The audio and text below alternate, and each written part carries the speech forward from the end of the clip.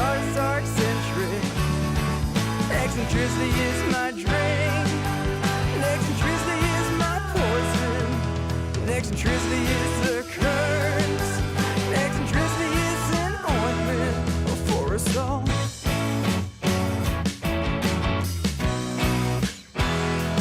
For it all.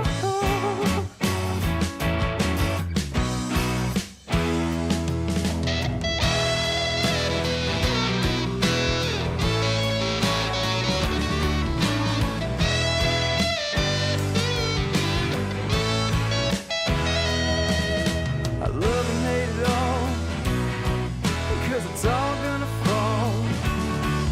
And the fall is the end. The fall is the end. And it's all so boring, I can't get enough. And it's all so annoying, there is too much. And it's all so boring, I can't get enough. And it's all so annoying, there is too much. Oh, and I love and hate people, 'cause people are the devil. And the devil is my fool. The devil is my fool.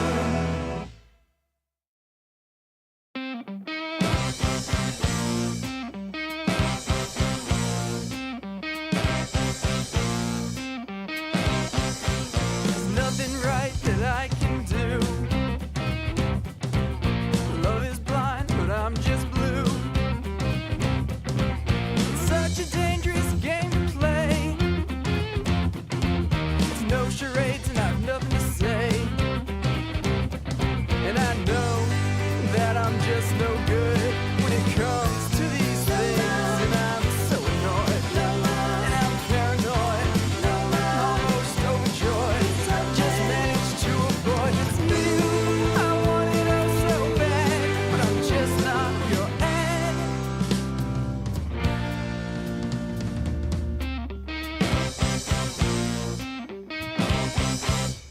Every street leads to a dead end. You've learned nothing about being a friend. A bad friend's a bad lover too. It's so sad, it just might be true. And I know 'cause my judgment's just too good when it comes to these things. And I'm so annoyed, and I'm paranoid, almost overjoyed. Just managed to avoid it's you. I want it oh so bad, but you're just not where I'm at. And I'm so annoyed, all this place void. It's good for nothing's town. Just ain't no way out. It seems I just can't get away again today. Susie wants her daily bread. Danny just wants to stay well fed. No one here seems to have a clue. There ought to be someone I can sue. But there's not, and everyone's a waste when you got different tastes. And I'm so annoyed, all this place is void. It's good for nothing town. Just ain't no way out. It seems I just can't get away again today. Well, I've never been an optimist. It's hard to be with luck like this and that way of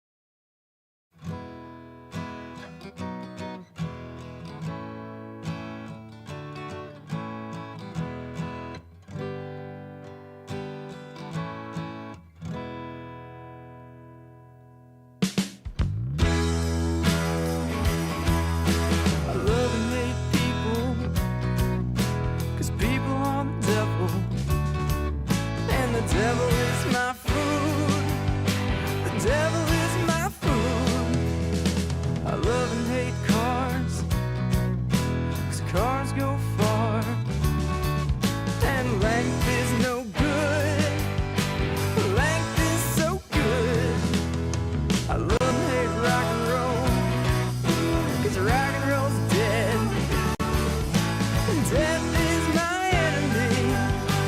Death is my friend. Death is the enemy. Death is the end of us all.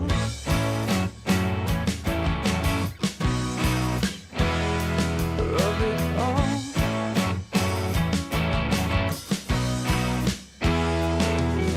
I love and hate questions, 'cause questions are for fools, and fools make me think, and fools make me think. I love and hate artists, 'cause artists are eccentric. Eccentricity is my drink, and eccentricity is my poison, and eccentricity is a curse, and eccentricity is an ointment for us all.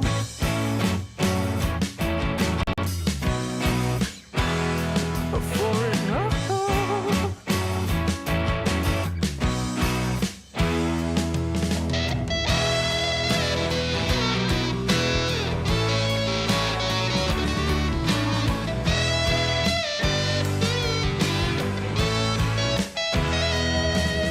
I love and hate it all, 'cause it's all gonna fall, and the fall is the end, the fall is the end, and it's all so boring, I can't get enough, and it's all so annoying, there is too much, and it's all so boring, I can't get enough.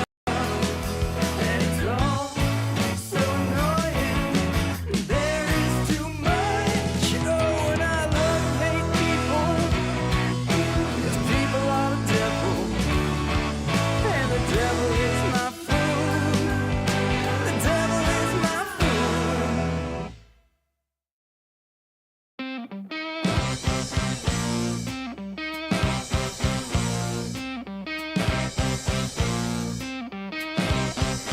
There's nothing right that I can do. Love is blind, but I'm just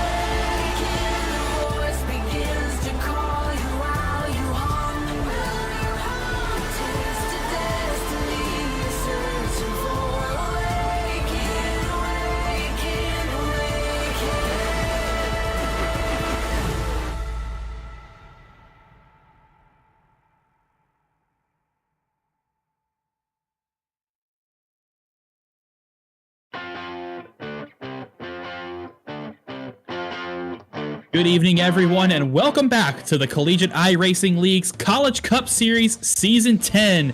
And welcome to the Ignition Zone pre-race show, where we're going to get ready for tonight's Love and Hate 200 presented by the Familiar Strange from Charlotte Motor Speedway in Concord, North Carolina. I'm your host this evening, Zach Lindler. Joining me in the booth is John Dinkle, typically a producer, but standing in for Alex Gagnon, who is away this evening. And John, this is going to be an incredible race. I'm extremely excited based off of what we saw last week at Auto Club and the Never Forget Jeremy Miller in 200. That was a phenomenal race, and I think if that was any omen of things to come this season, we are in for a treat tonight. Yeah, that was a wonderful race. I remember casting that, and it was a wonderful amount of green flag racing that left some. It was a wonderful time, I have to say, and I imagine it's going to continue tonight for this Love and Hate 200 presented by the Familiar Strange. I'm looking forward to this one.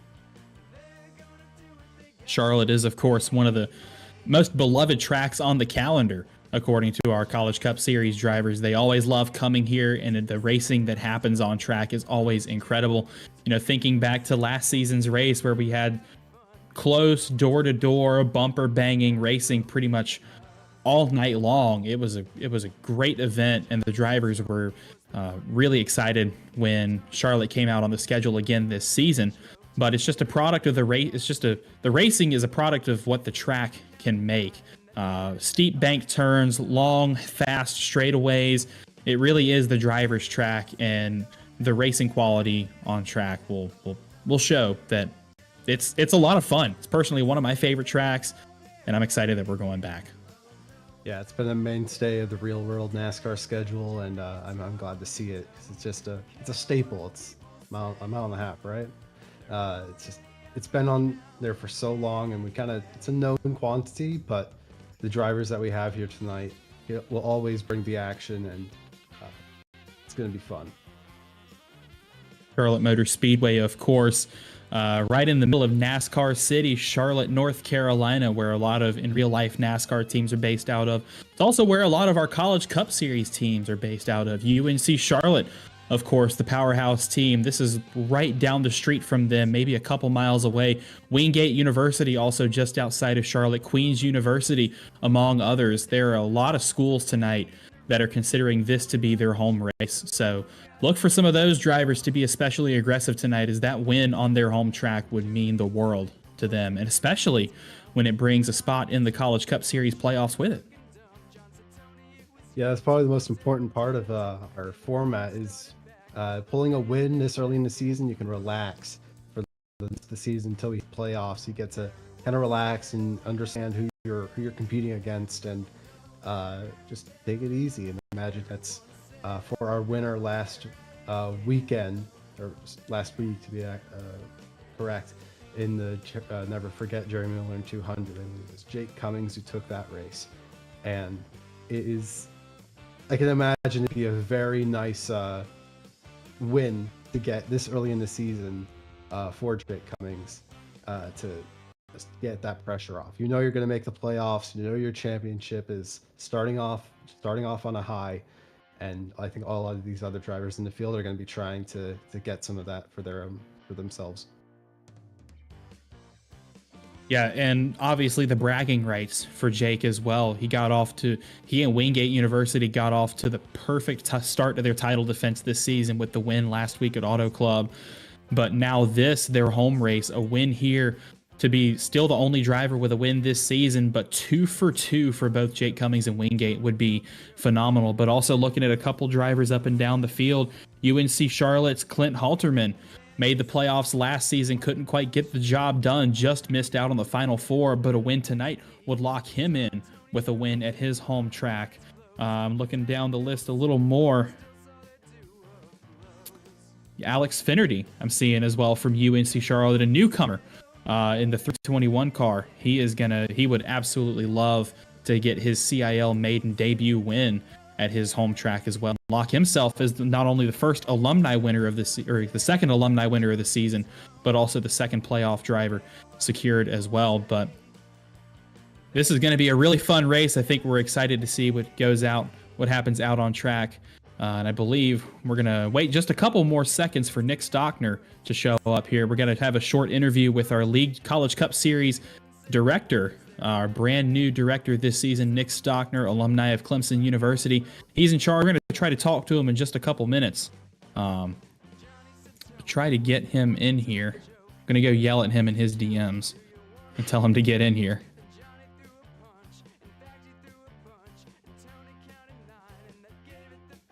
But yeah, I'm still getting over last week's race. Wasn't in the booth for that. I was out of town, but I was watching the race live as it happened from a couple time zones away. And man, what a great race. Auto Club always puts on a phenomenal show. Jake Cummings walking away with the win and the first spot in the playoffs. And here we go. Speak of the devil, and he shall appear. Nick Stockner, the brand new director of the CIL College Cup Series, joining us here in the booth in the Ignition Zone pre-race show. Nick, welcome.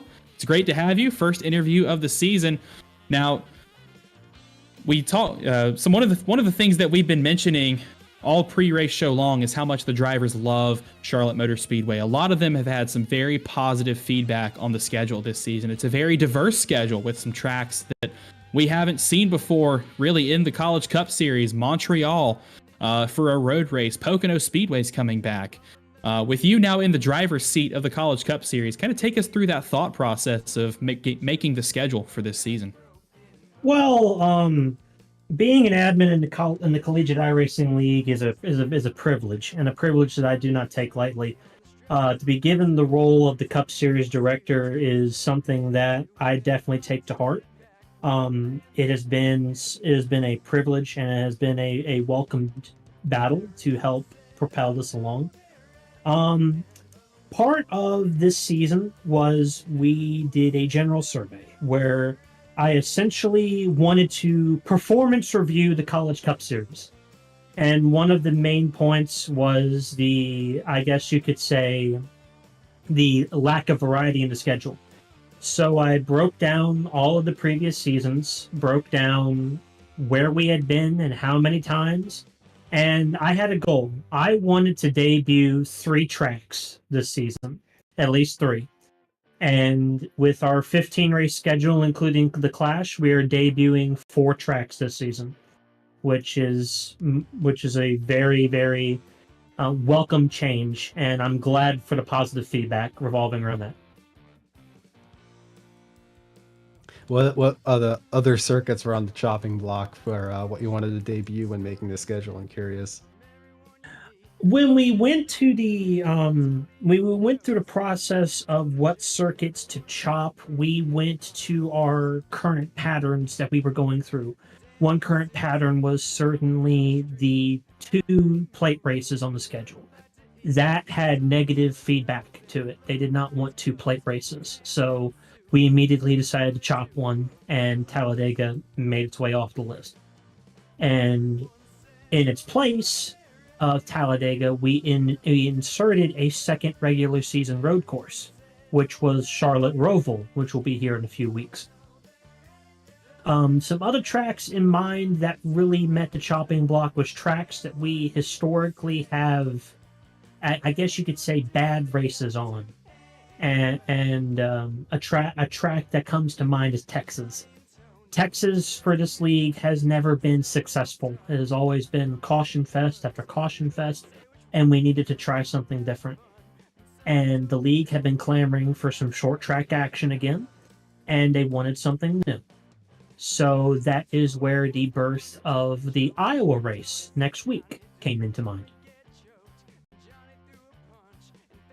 Well, it's certainly stacked up to be an interesting schedule this season. It's very exciting for driver and spectator alike. We're looking forward to seeing that. Just going to change gears for one last question from Nick, the director, to Nick, the driver. Nick, you're on some new equipment from what I've heard back over there in Gainesville, Georgia. Most certainly.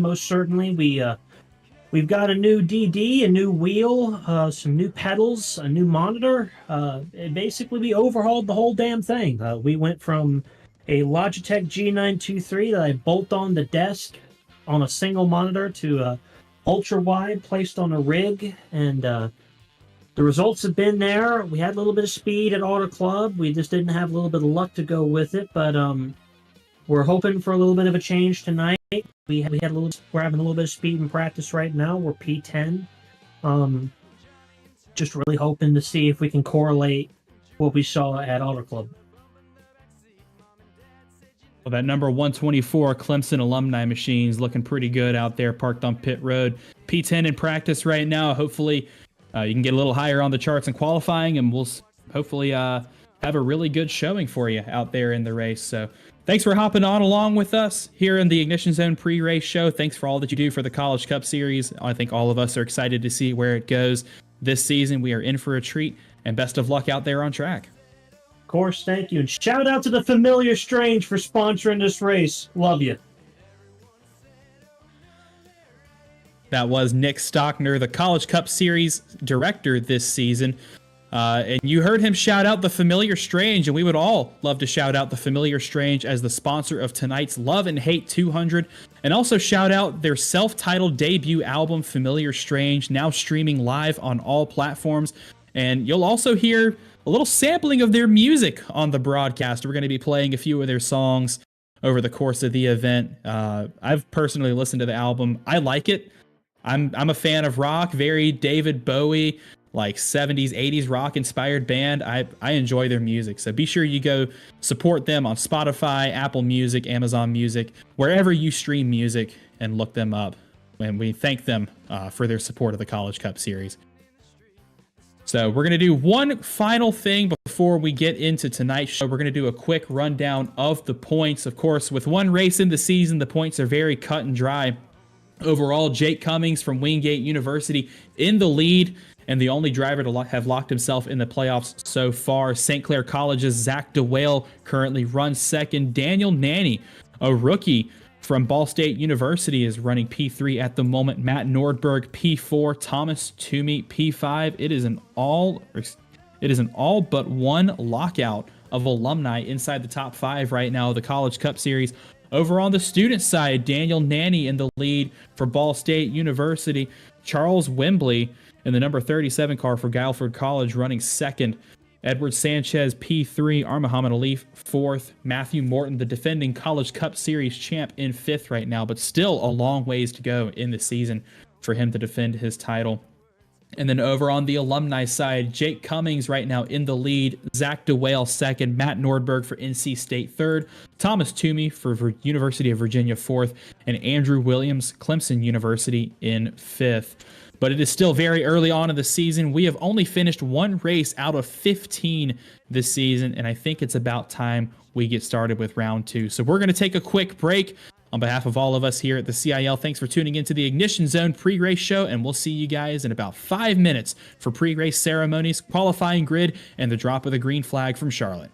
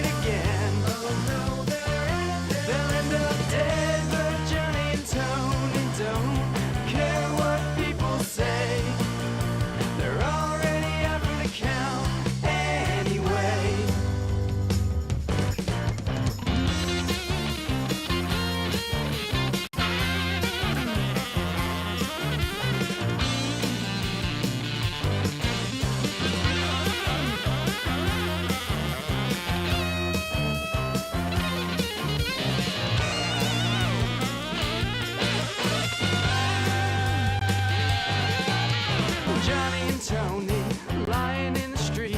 Julie and Lily feel a bump in the backseat. Mom and Dad said you know not to lay in the road, but Tony liked the joke, so they both got broken bones. Julie and Lily watch the ambulance come, and Johnny and Tony on the stretchers looking dumb. John said, Tony, it was you. Tony said, what did I do? Then the fight started back while they're laying there black.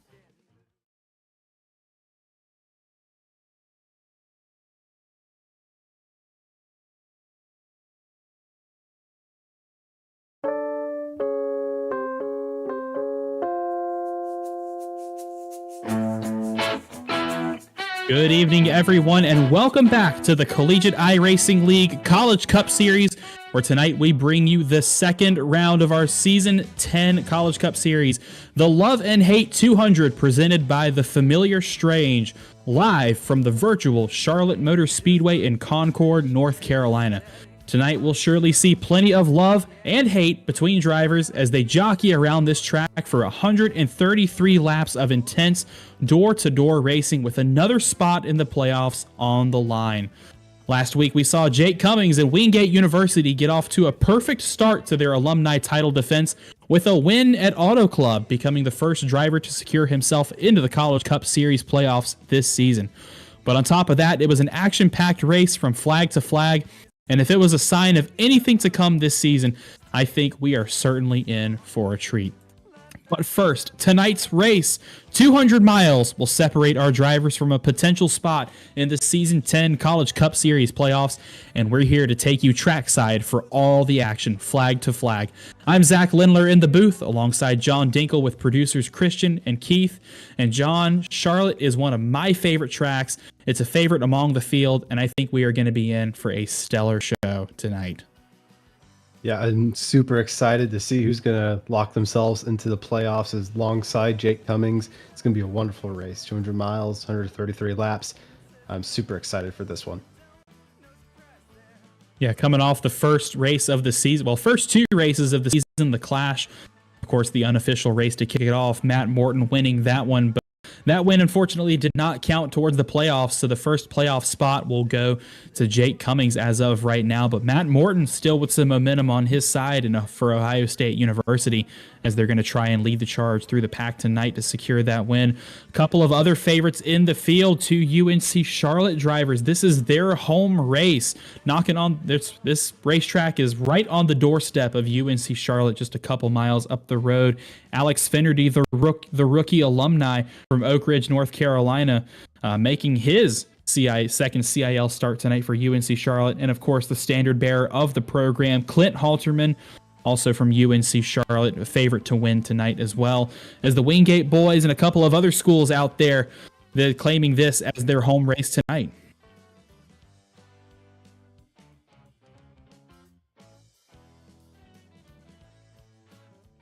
So let's take a look at tonight's venue, zooming all the way into Charlotte Motor Speedway in Concord, North Carolina, just north of the Queen City. You can see this beautiful 1.5 D-oval, double dogleg D-oval. Try saying that 5 times fast. Racetrack, 24 degrees of banking in the corners, 3 degrees of banking on the backstretch, 5 degrees on that double dogleg front stretch. Pit road speed, 45 miles an hour. This is a very, very, very difficult pit road to get onto. One of the more difficult ones we're going to see on the calendar this season, and it was first seen in 2021 in Season 3. I believe that was my first season in the College Cup Series, and it has been a staple on the calendar ever since. This is an incredible racetrack. You can drive all over, top, low, middle, maybe not upside down, but you can race anywhere and everywhere on this track, and you're going to see a lot of cars going side by side, battling each other for probably 5 or 6 laps at a time. Yeah, we're expecting some wonderful action from these drivers, and they have 3 vehicles that they're going to take around this circuit. We got the Camry, the Camaro, and the Ford Mustang. You got a 670 horsepower V8, naturally aspirated front engine, rear wheel drive. About 3.4 thousand pounds, 78 inches in width, and 110 in wheelbase. Running E15 Snowco green fuel and Goodyear tires. wonderful machines to take around. Such a wonderful NASCAR staple of a circuit. Super excited for this one.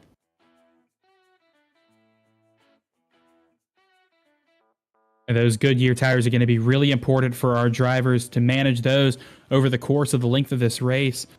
Pit strategy right now looks like, as this with the sun going down, this is going to be a fuel race, not tires.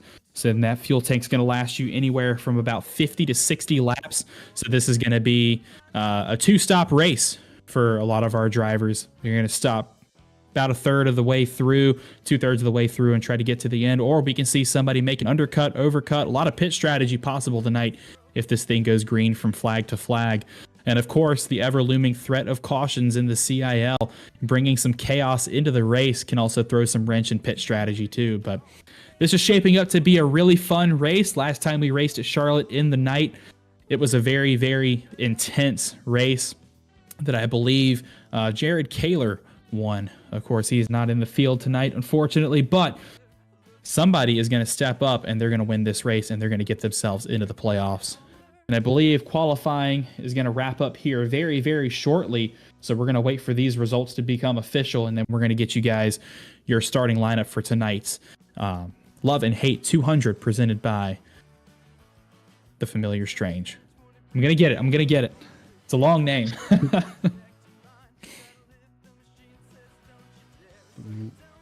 Do you have our quality lap ready?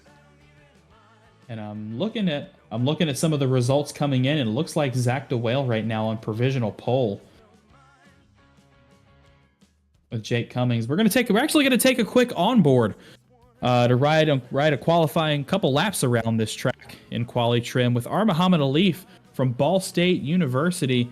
Very dominant in our road side of the CIL, but he's going to try and get it done here. You can see very, very quick front stretch all the way out to the wall, about 175 miles an hour into turn 1, dropping that car all the way to the bottom, just kissing that line through turns 1 and 2, washing all the way out. Got to be very careful to stay off the wall up to about 180 miles an hour into turn 3. Very lightning fast racetrack.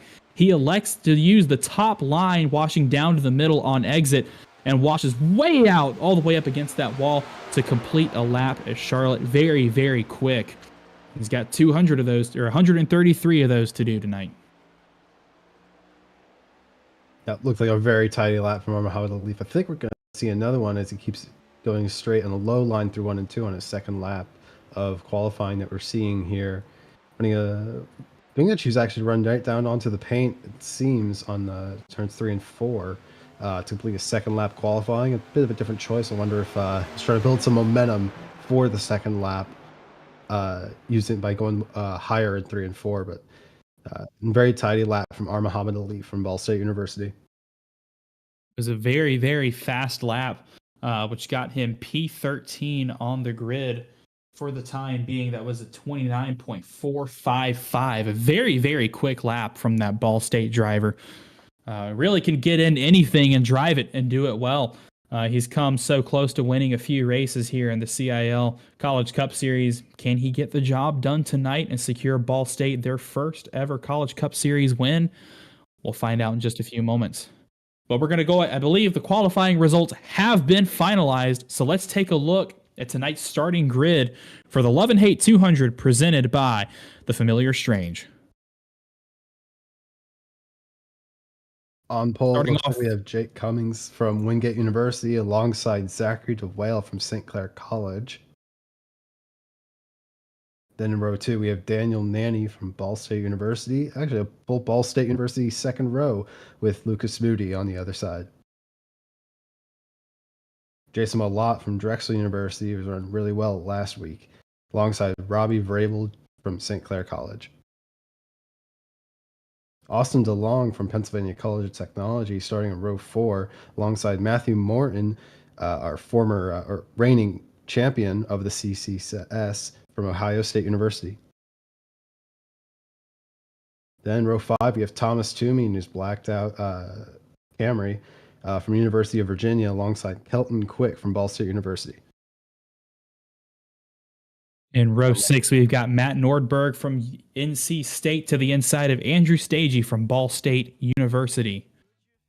Looking at row 7, Matthew Burton from East Tennessee State in that number 33 ETSU Esports car, starting to the inside of R. Muhammad Alif, who we rode on board with in qualifying for Ball State University. A lot of Ball State cars inside the top 15 of this event. Look for strength in numbers tonight for that Cardinal Esports team. Charles Wembley in the 37 for Guilford College will start to the inside of row 8, underneath Clint Halterman, the home field player from UNC Charlotte in that 077 machine. Sky Schreck will roll off P18 for the University of Oklahoma. Trevor Rizzo to their outside in the 06 from Clemson University, making his return to the College Cup Series tonight. And in row 10, Ryan Whitlock from the Alabama Huntsville inside of Michael Sidor from the Penn College of Technology to round out the top 20. 21st, row 11, we see Alex Finnerty from UNC Charlotte alongside Andrew Williams from Clemson University. Row 12, Dylan Godinez from Pennsylvania College of Technology alongside Timothy Wilms from Drexel. Row 13, we see Edward Sanchez from Baruch College alongside Felix Caporal from East Carolina University. Row 14, Ricky Paz from Valparaiso alongside Brandon Schulenberger from Wingate University.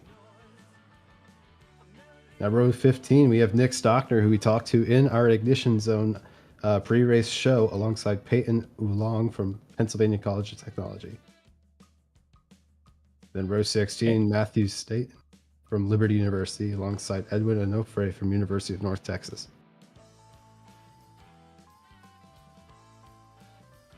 And looking at the rest of the field, Ethan Decatur in the 00 car for Valpo University. Row 17 to the inside of Andrew Burrell from Clemson University in the 121 car.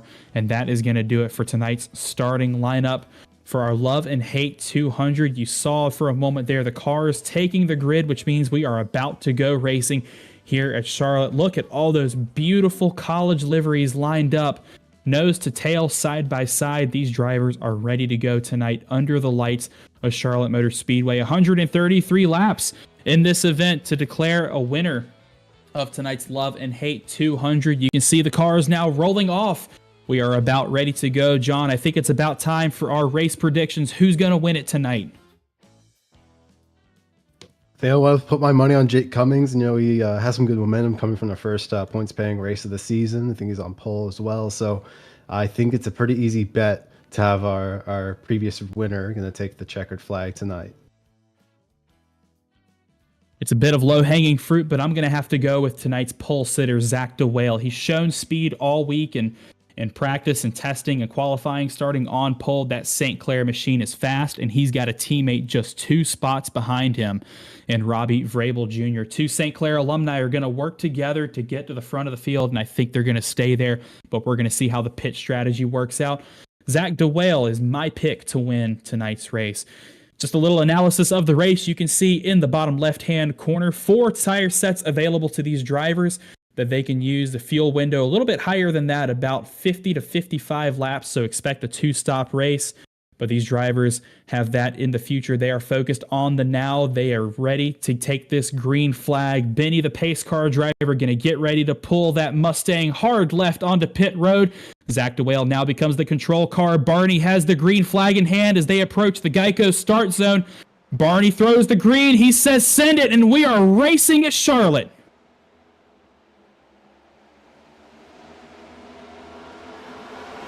A little bit movement on the restart, or on the start from some of those green cars, the 075 seem to get a bit down low on the start, but it's a pretty good start from the Wingate machine up front. Yeah, it looks like that inside line got really bogged down. Like Zach DeWale just didn't get the start he wanted, but that's going to give the lead for the time being to Jake Cummings as he now comes under fire from that number 30 machine. Here comes Daniel Nanny from Ball State University. Side by side, lap 1's going to go the way of Wingate University and Jake Cummings. And Nanny is going to concede out on the position for the time being as these drivers realize that there is a lot of time left to go in this race. But look at that hornet's nest of Ball State cars towards the back of the top 10. There's about 4 or 5 of them back there working together to get up through the field. as we're still side by side from P3 on back. Those two St. Clair cars fighting with each other. Not anymore, as now that's Jason Wallet trying to go around the outside of, I believe that is Zach DeWale. Going to try and take another position away from him, but look out, not so fast. Here comes Matt Morton, the reigning series champion from Ohio State University, doing battle with Thomas Toomey from University of Virginia.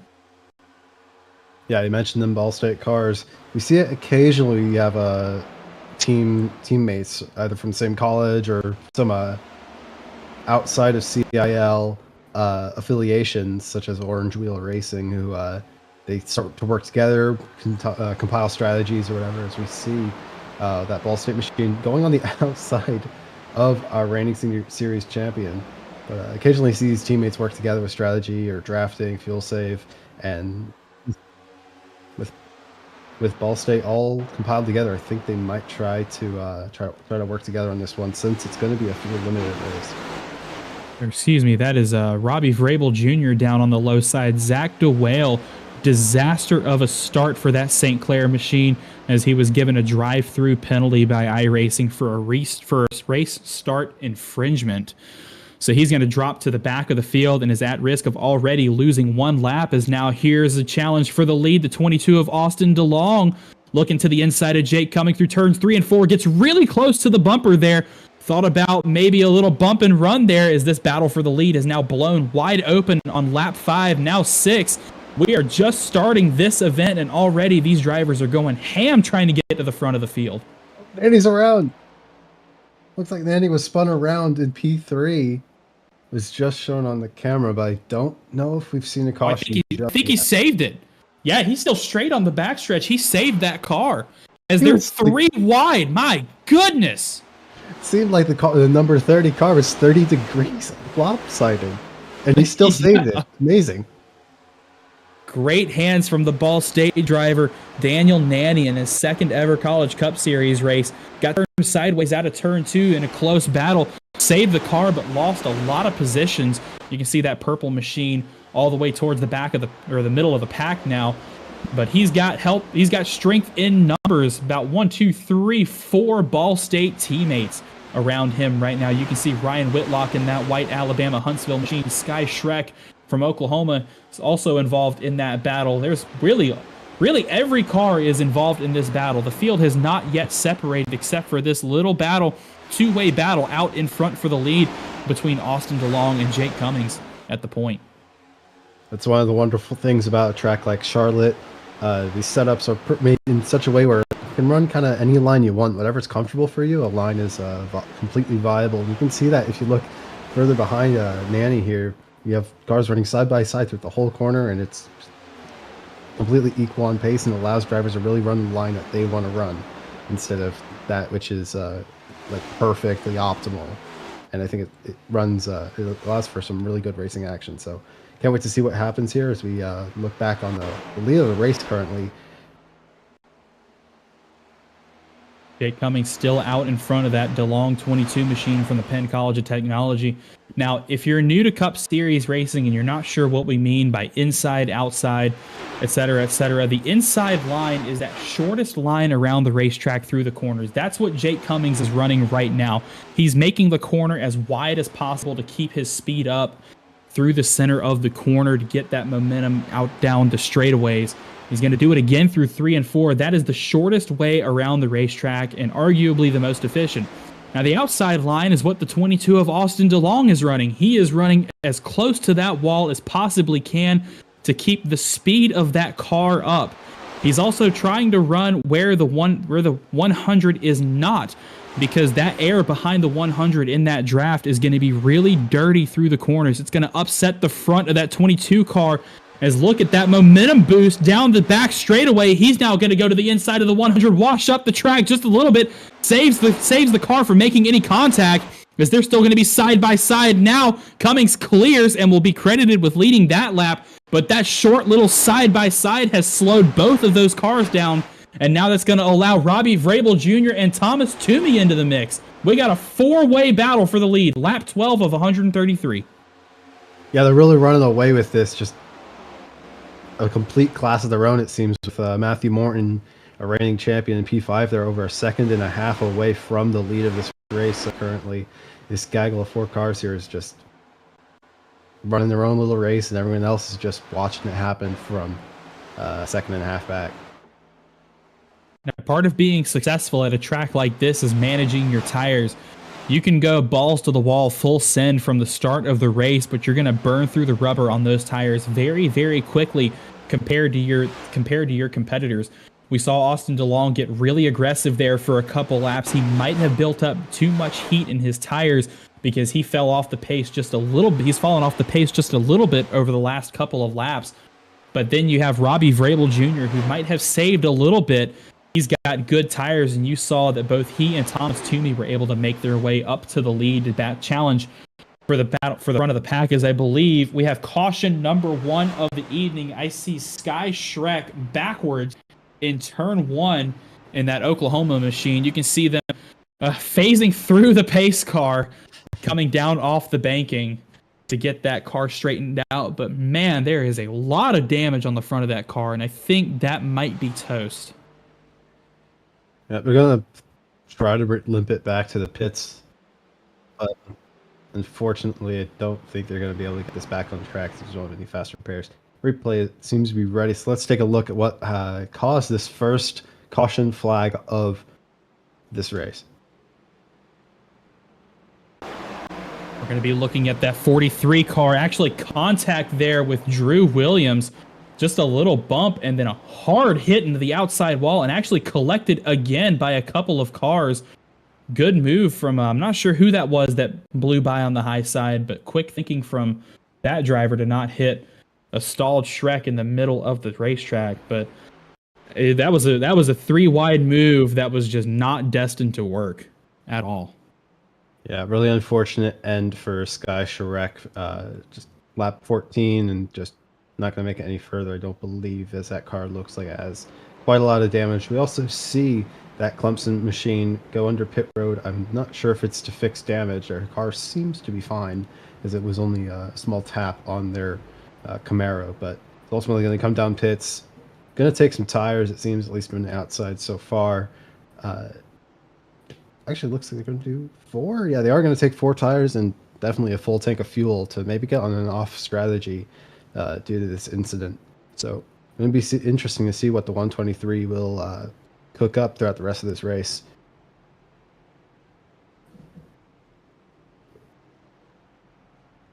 First caution of the race flying on lap 15 of 133. Contact between a couple of Clemson drivers, Trevor Rizzo, Drew Williams, and Oklahoma's Sky Shrek sent the ladder into the wall and possibly out of the race. But looking back up towards the front of the field, Jake Cummings, being credited with leading every lap in this event so far, took the lead very, very definitively on lap 1 away from Zach DeWale after a botched race start for that St. Clair car. He has since fallen way back in the field outside of the top 20, back to P23, excuse me.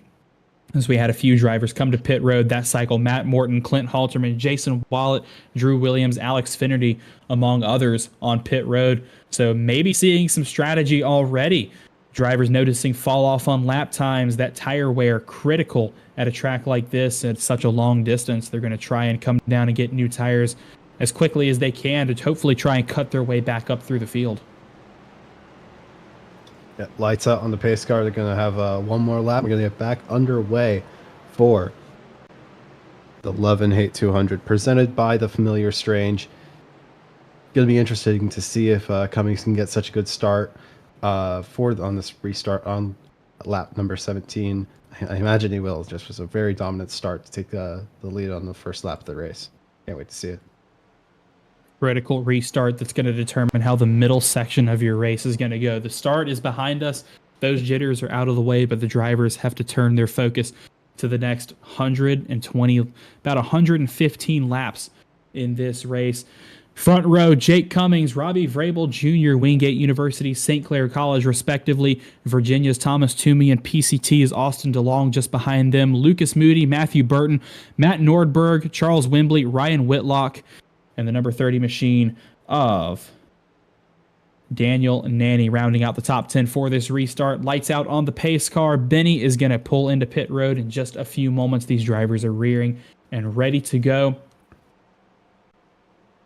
Come on, Benny. You can do it, buddy. There we go. Hard left onto pit road. Pace car is off. Cummings is the control car on the inside line. As they approach the Geico restart zone, Cummings hits the gas and Barney says, send it.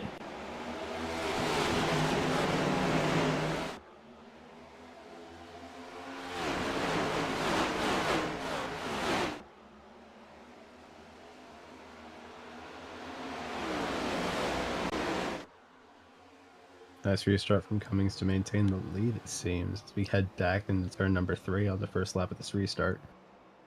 Rabel is right there trying to see if he can get some momentum onto the front straight. So we got to the second lap of this green flag run. I think he might have a bit of momentum as we cross the start-finish line. See if Rabel looks to the inside or the outside. Nope, he's going to stay in tow with Cummings as they go into turn 1. No change in the top 4 on that restart. Textbook from our top 5 drivers, but already some shaking up as I see Andrew Stagey has cracked the top 10 for the first time tonight. A few more Ball State drivers. It's now 3 in the top 10 for that CART BSU esports program. Matt Nordberg also holding on to his top 10 position. Good to see him having a good run tonight, as well as Matthew Burton from East Tennessee State University. We don't talk about him very often, but already off to a good start for that ETSU car.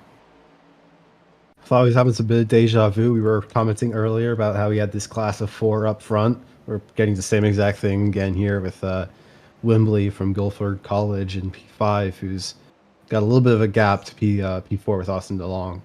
And I think we'll see it as they come around. It's less than it was before, but I imagine it's going to be growing unless if Wembley can get some nice drafting to try to join this front pack and really make a challenge for some really good points tonight.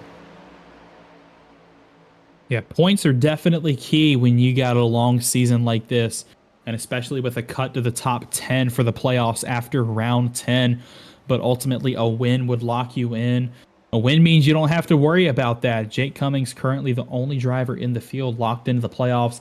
Every other driver, as Cummings gets huge contact with the wall, they're going to be 3 wide for the lead. As Cummings goes hard into the wall, loses control after contact with Vrabel, actually collects a few more cars. The caution should come out for that, but disaster for Jake Cummings, as I think Vrabel was sideways at the bottom of the racetrack, and finally the caution comes out. What a disastrous half a lap sequence for the leaders. My goodness, what happened? Commentator's curse, I think, but for someone locked in, Jake. but for someone locked in the playoffs, having an incident like this is not that disastrous because they don't need to be worried too much about incidents because of their having been locked in. So I imagine their win last week is really easing their nerves right now. Caution number 2 out on lap 22 for the leaders wrecking. We're going to take a look at that replay, try to go slow-mo because there was so much that happened. Jake Cummings, that Wingate car, got a piece of the wall, and you see the suspension broken on the front of that car. His night is going to be done, unfortunately, as that car is pretty much destroyed. But we're going to take a look back at that incident. Already Cummings in the wall. Vrabel down low, trying to take the lead. Here comes Toomey to the outside. They're 3 wide for the lead across the stripe. More contact between Cummings and Vrabel, and both of them lose control of their cars. And what a hard hit for Jake Cummings into that outside wall. Man, that was huge. Yeah, really unfortunate way for Jake Cummings' night to get ended. I think that's one of the Ball State machines that ends up rear-ending Cummings there. I can't quite tell which number that is. Oh, he got his teammate too, and Edwin Onofre. That's the 7 of Brandon Schulenberger, the 199 of Edwin Onofre from University of North Texas getting collected in that incident. I think you called it right. There was another Ball State car that rear-ended the 100 as well.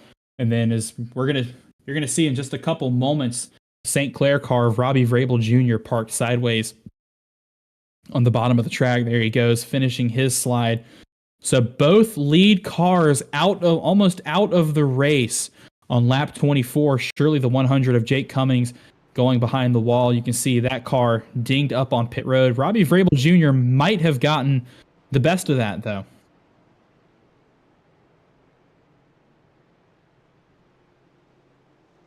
See a few drivers coming down pit road, completing their service and coming off.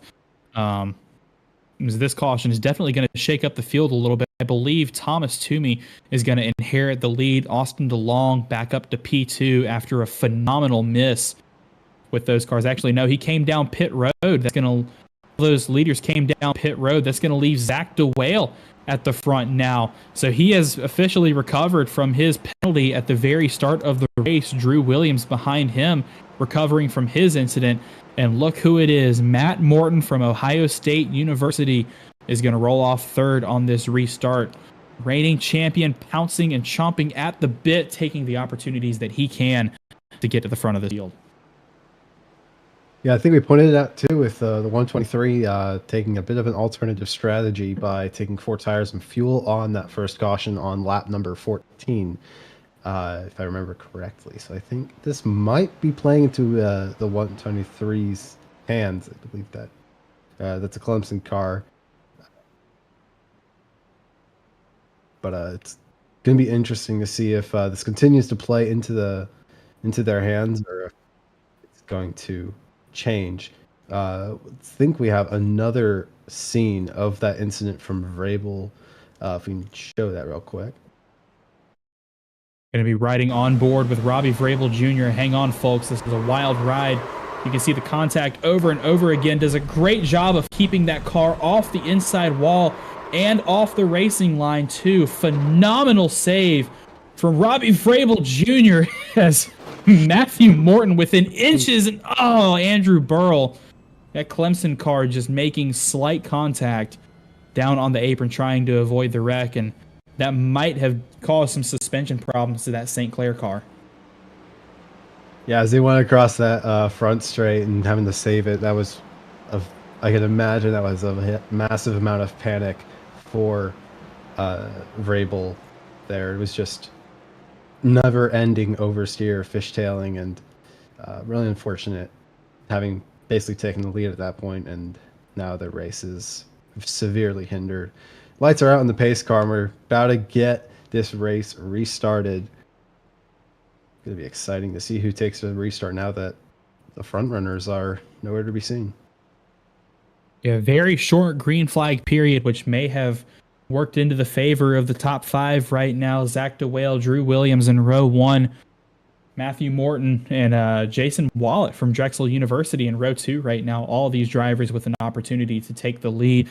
Zach DeWale with a redemption arc here, possibly, barring his incident to start the race with the race start infraction given by iRacing. But as you said, John, the lights are off on the pace car. Drivers are coming to the green.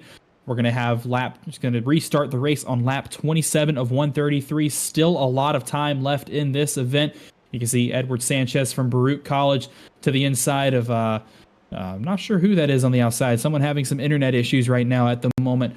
But the pace car has made the hard left onto pit road. Zach DeWale approaches the Geico restart zone. He's going to hit the gas. Barney throws the green, and he says, send it.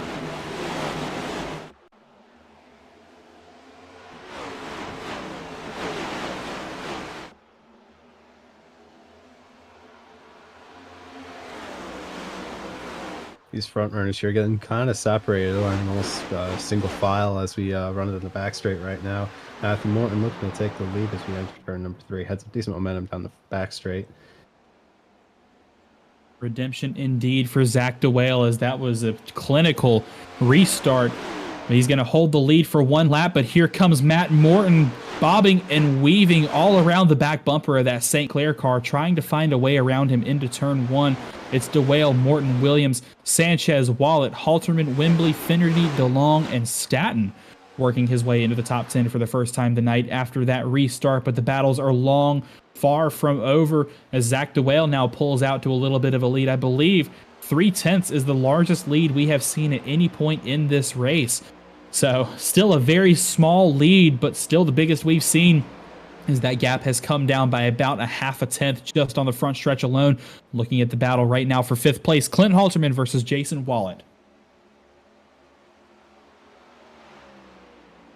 Yeah, running into turn number 3 right now. Willott taking the high line to get a little bit of cleared line. Clint Halterman, who seems to have stalled a little bit as he entered 4 and crossed into their line. If we look further back, I believe this is the 22 Pennsylvania College of Technology car behind Nanny. You can see a lot of cars in this cluster here. Just outside the top 10, the battle to try and crack into the top 10. That pack right now led by Staten from Liberty University. And look at all these cars behind them as a little bit of a freight train right there is going to result in 3 wide coming off the corner. The ETSU car of Matt Burton is going to make contact with the Penn State machine as Matt Burton gets turned around and he's sideways into the wall on the front stretch. Caution number 3 is out. Saw that happen live on camera as it unfolded, and that 33 machine might be done for the evening. Yeah, I thought we were going to see something very similar to the previous caution there with a little bit of a oversteer moment entering the front straight. I believe it wasn't as serious of an incident as we saw with Cummings and Vrabel, I believe. But definitely is not. Oh, we can see some suspension damage on the 33. No. And Sky Shrek, I believe that was already several laps down. That is unfortunate to even just on a penalty basis to get insult to injury just collected due to the suspension damage on the 33 car. That was weird. Race control is going to let them have their lap back, but yeah, suspension damage on that 33 machine. You saw he was struggling to keep that car going straight, and something broke on that car and sent that thing going right. And unfortunately, Sky Shrek was at the receiving end of that spin on the backstretch. She got collected, and well, you saw what happened, and I highly doubt they're going to be very happy about that. Yeah, but it seemed pretty minor. Maybe just a little bit of flat spotting on the tires, but they've caught up. Still have a couple laps to make up if they want to try to fight back, but we get a good look at what made the caution come out on lap number 31. If you look at the replay here. They're going 3 wide through the dog leg, and it was, oh man, yeah, it was exactly like the last incident where there just wasn't enough room. The 2 drivers got collected. That's the 409 machine of Peyton DuLong from Penn State involved in that crash. I think I saw a couple of other cars picking up damage. I believe that was the 82 of Felix Caporal from East Carolina University, also caught up in that incident. Yeah, and you can just see how offset the car is doing the due to the suspension damage, and just unfortunately trying to limp it home, and a little bit of gas causes them to pit maneuver Sky Shrek there. That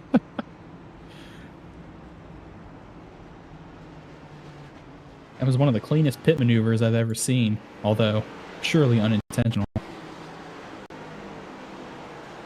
Sign this one for some police driving classes, because I think he already has a head start. I'm going to say California Highway Patrol, take note. That's how it's done. But we are now officially a quarter of the way through tonight's Love and Hate 200, presented by the Familiar Strange. And what a race it has been. Tons of battles on track, lots of action, some big heavy hits and crashes, couple of cars out of the race already. Sky Shrek, one of those cars that's just been involved in just about everything out there on track. Had a really good race start, worked her way up to the top 15, and then was involved in an incident with a couple of Clemson cars that brought her back down to pit road for repairs. Came back out on track, got that car rolling again a couple laps down, and then collected by the broken car of Matt Burton from East Tennessee State. as it looks like there's maybe some confusion as to where the drivers are lining up on the restart. Lots of cars moving back and forth that shouldn't be. No, they're just trying to get a little bit of cleaner air, right? They're trying to cool down their engines. I think it's maybe every degree matters. Riding on board now with Matt Morton in his dorm. That is the reigning College Cup Series champion. Out finally making his way out to the front. He was able to take the lead by the time the caution came out. So Ohio State back out to the front here at Charlotte. I thought about picking Matt to win tonight's race, but I figured that would be too low-hanging fruit. But I guess that means your pick is out of the race now, and Jake Cummings. You don't have to drill Womp, it. Womp. Come on. All right, it's early enough. I'll give you a repick. Well, I need to see the field. That's unfair. That's unfair. 'Cause I can't tell. I made the pick. It was a fair pick, and It was a very good pick. Yes. I don't know. Want to give another shout out to tonight's race sponsor, The Familiar Strange, a rock group that has sponsored a considerable portion of our College Cup Series races this season to celebrate the debut of their self-titled album, The Familiar Strange. Love and Hate being one of the songs on the album. You'll probably hear that in the background at some points tonight. You heard it during the pre-race show. You'll probably hear it after as well. Very good group, very good album, and we're thankful for them sponsoring tonight's race. But their album debut, Familiar Strange, now streaming on all music streaming platforms. As you see the lights on the pace car go off, I think we are about ready to go racing once again here at Charlotte, just over a quarter of the way through tonight's Love and Hate 200 at Charlotte Motor Speedway. We're going to see Benny, the pace car driver, make the hard left onto pit road right on time now, as Barney has the green flag in hand. We're going to ride on board with Matt Morton here. We are not going to ride on board with Matt Morton as he hits the Geico restart zone. Barney throws the green flag and says, "Send it."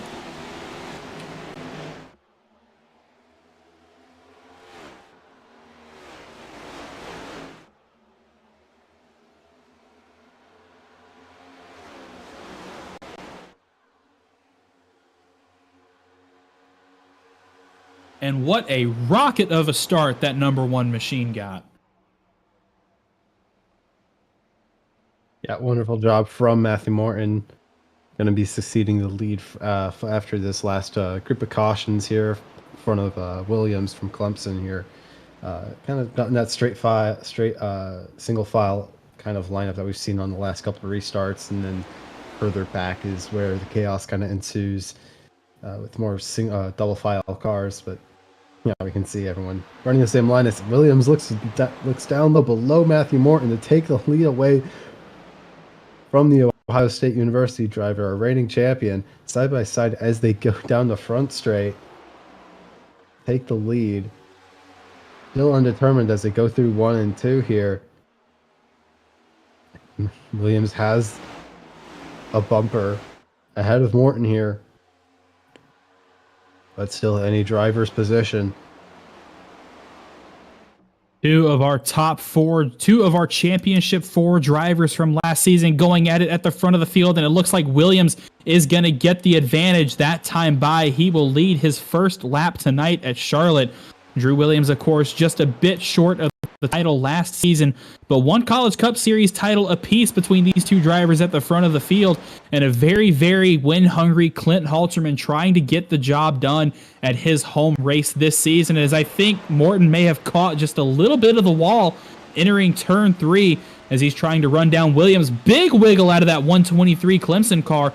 We're going to see if Morton can take advantage of that momentum shift over the next couple laps or so to catch back up to him, but Halterman has now conceded the 3rd position to Nanny and Ball State University, as now Charles Wembley has come up through the field for Guilford College.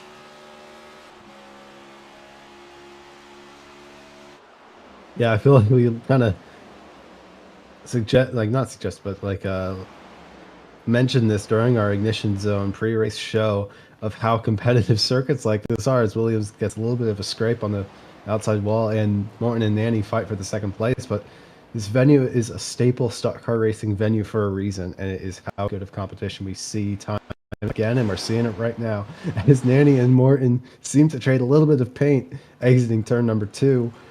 We have a three-way battle for the lead as I think Morton scraped up on the bumper of Williams here. We've got a massive amount of cars that are all up front trying to take the lead. This is amazing. The top 10 are separated by almost or just over half a second. Or excuse me, the top 9. This is a pack of 9 cars all battling for the lead. They have run away from the rest of the field, led by Matt Nordberg. Drew Williams now out at the point as Matt Morton going to go defensive on Nanny, as they're now 3 wide, as I believe that is Charles Wembley takes them 3 wide through turns 3 and 4. How in the world did they make that work? This is phenomenal racing between these drivers for the lead. What a move in turns 3 and 4 from Wembley to take second out of nowhere. He was in 5th and passed multiple cars to take the second place. But Williams, I imagine, looking in that mirror, he's going to be elated to see how much of a gap suddenly has appeared behind him due to that move through 3 and 4 from Wembley. Just to get a little bit more separation from each car. Yeah, he's right there, but it's much easier to only have to worry about one car in your rear view where you need to defend than if you have multiple, all of which might be on a run. As he's massive wreck in one. Oh dear, that's a massive accident. And I believe the big one has struck. I think I saw Matt Nordberg involved, Zach DeWale involved, the 15 of Michael Seidor, Muhammad Alif in that crash as well. A lot of drivers involved in a huge crash going into turn 1 as caution number 4 of the evening comes out on lap 44. That looked like a massive one. I imagine there were definitely a couple more drivers who were collected in that and gathered a little bit of damage. We saw some of them toes at the pit lane. But Alif here, the number 12 Ball State machine, is going to bring it back to pit road, it seems, to get some repairs to his vehicle. As we wait to see what transpired here in turn number 1 on lap 44. Yeah, that Ball State machine with some heavy cosmetic damage is going to limp that car back onto pit road. A lot of broken cars sitting on pit road right now as a result of that incident. We're going to try and get a replay for y'all here really quickly as we see some of the leaders are now coming down on pit road. Let's take a look at that action before we hit the replay. Drew Williams, Wembley, Nanny, I believe I see Clint Halterman as well as Matt Morton down onto pit road, as a lot of these drivers are going to stop in and get their service. Robbie Vrabel Jr. you see coming in as well. It's going to be a 4 tire stop for these drivers. Who is going to win the race off of pit road? Who's going to get the advantage coming out? Sorry, Wembley did not come down pit road. These are the only drivers that stayed in, as most of them get off pretty well. Here's now Clint Halterman with the advantage. No, it's going to go the way. Oh, wow. What a race off of pit road. It is going to go the way of Daniel, Nanny, and Ball State University. Very slow pit stop there for Drew Williams. But Daniel, Nanny, and Ball State University are going to inherit the lead out of that pack, as now a strategy call between some of these drivers. Charles Wembley, Austin DeLong, Thomas Toomey, Jason Wallet, Matt Nordberg, among others, staying out. Yeah, I believe this caution cut the race into about a third, if my mental math is running correctly. So I think for the drivers who had been either pitting early or haven't even pitted, I think this is about when they want to come down the pit road. But I believe our replay is ready. So let's take a look at what transpired to bring us this current caution. There's a lot that happens here. They're 3 wide into turn 1, and it looks like, oh man, Muhammad Alif and Austin DeLong make contact, which hooks that car straight into the outside wall. And oh my gosh, what a hit for the 519 of DeWale and the 124 of Stockner. 2 Orange Wheel Racing teammates taking each other out there. Wow. I think we're going to take another look in just a moment to see just how significant that contact was. But yeah, quite a massive incident for a Leaf, the whale. I think you mentioned. Really unfortunate way for those drivers to end their race tonight. Yeah, definitely some race-ending contact there between those drivers. That just another man. The danger zone is the front stretch tonight. I think most of our incidents have happened on the front stretch. But look at this cluster of cars, the 15 getting right hooked straight into the wall, head on. DeWale is in it. Vrabel is in it. That's a Leaf and Sidor. And now wait for the 519 as he's going to start rolling off the banking. Doesn't see the 124 coming. And man, what a hit between those two cars.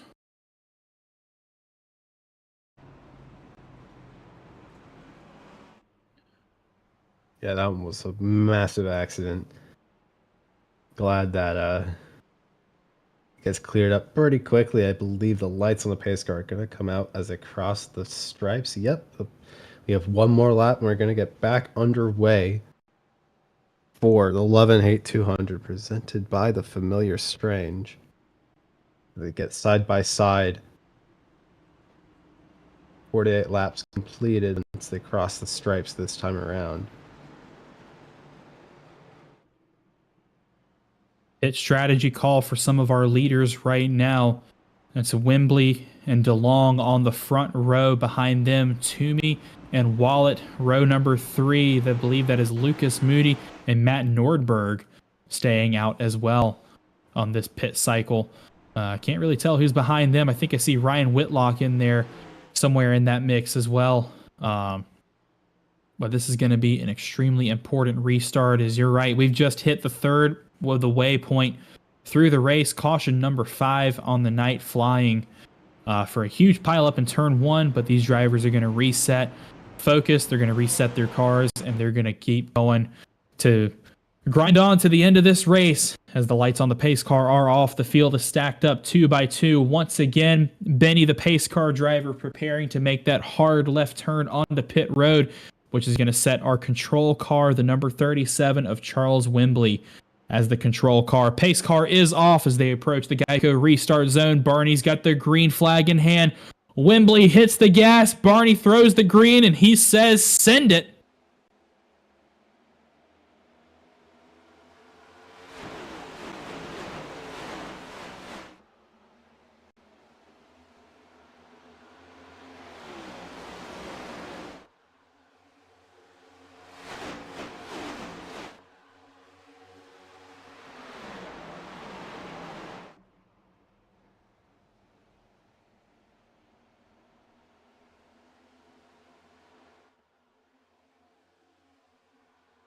Wembley and Toomey with a great restart there as the inside line's going to go 1-2 after a lap, but Austin DeLong and Jason Wallet still not out of this. Matt Nordberg finally into the top 5 tonight. Lucas Moody, Edwin Onofre, Ricky Paz, Dylan Godinez, and Ryan Whitlock, among others. I think I see Trevor Rizzo and Brandon Schulenberger in a battle for the last positions in the top 10 as we speak. So these positions still have a lot to be decided as we're going to approach the halfway mark of this race relatively soon. But while we've got a little bit of a lull in the action in the field, we're going to go ahead and talk to Jake Cummings, parked the car on pit road, checked and released from the virtual infield care center. Jake, take us through what happened on that incident early on in the race through your perspective. Yeah. So, I mean, I got the lead because of Zach's little misfortune. I don't want to take up too much of your time, so I'll speed it up here. But on that restart, it was going pretty well. I thought Robbie was going to be looking low and kind of diving it in, so I was a little higher than I wanted to be. Kept it in, and I noticed that right as we started to go towards the exit, my car was shooting up the track a lot more than usual, and I was thinking, well, if I lift off at this point, I'm still going to hit the wall, and if I don't hit the wall, somehow I'm going to get hit by everyone behind me. So I just kept it in, because I've done a lot of A-fixed races before where you hit that wall and you just lose a little bit of speed and you're fine, no real damage. But I guess they updated the damage model since I've done that, and broke a toe link, turned pretty far right to try to stay out of Robbie, didn't work, and then me trying to keep it straight and him trying to correct that from that contact going into the infield a little bit made us come together and caused a much worse wreck. And man, that getting like spiked into the right side wall just destroyed the. Sure, I'm done just because I love racing, and that's the saddest part for me is that I just really enjoy these races that we put up every single week because they're a lot of fun, and I'm upset that I won't be able to enjoy it. But yeah, I just wanted to apologize to everyone who was involved in that, and that's not the kind of racing I want to do. It definitely wasn't intentional. Definitely wasn't trying to be reckless. But yeah, Charlotte, very tight track, and I just got to be a little more careful going forward because, I mean, man, wrecking from the lead like that could have been a lot worse than it actually was. I was honestly lucky that only 3 cars hit me. Ooh, I think we got a caution or someone hit the wall. But yeah, I won't take up any more of your time. Just wanted to say sorry, and hope the rest of the race goes well, and have a good night. Yep. Thank you, Jake. Best of luck for the rest of the season. Thank you. And you did see huge contact there. The 06 of Trevor Rizzo got sent hard into the outside wall in the quad oval. That car was completely busted, but he got out of the racing line. iRacing did not throw a caution. We stay green.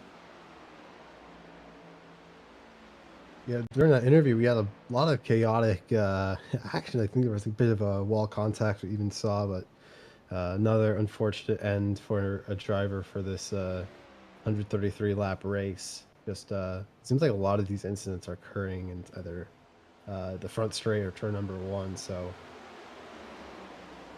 well, you heard Jake talk about how tricky that exit is of turn 4, and it really is. That outside wall comes at you a lot faster than you anticipate when you're in the center of the corner. So as we have another caution come out, I think I see the 808 of Dylan Godinez sideways off of turn 2. And I think that's going to be our first incident that has not happened on the front stretch.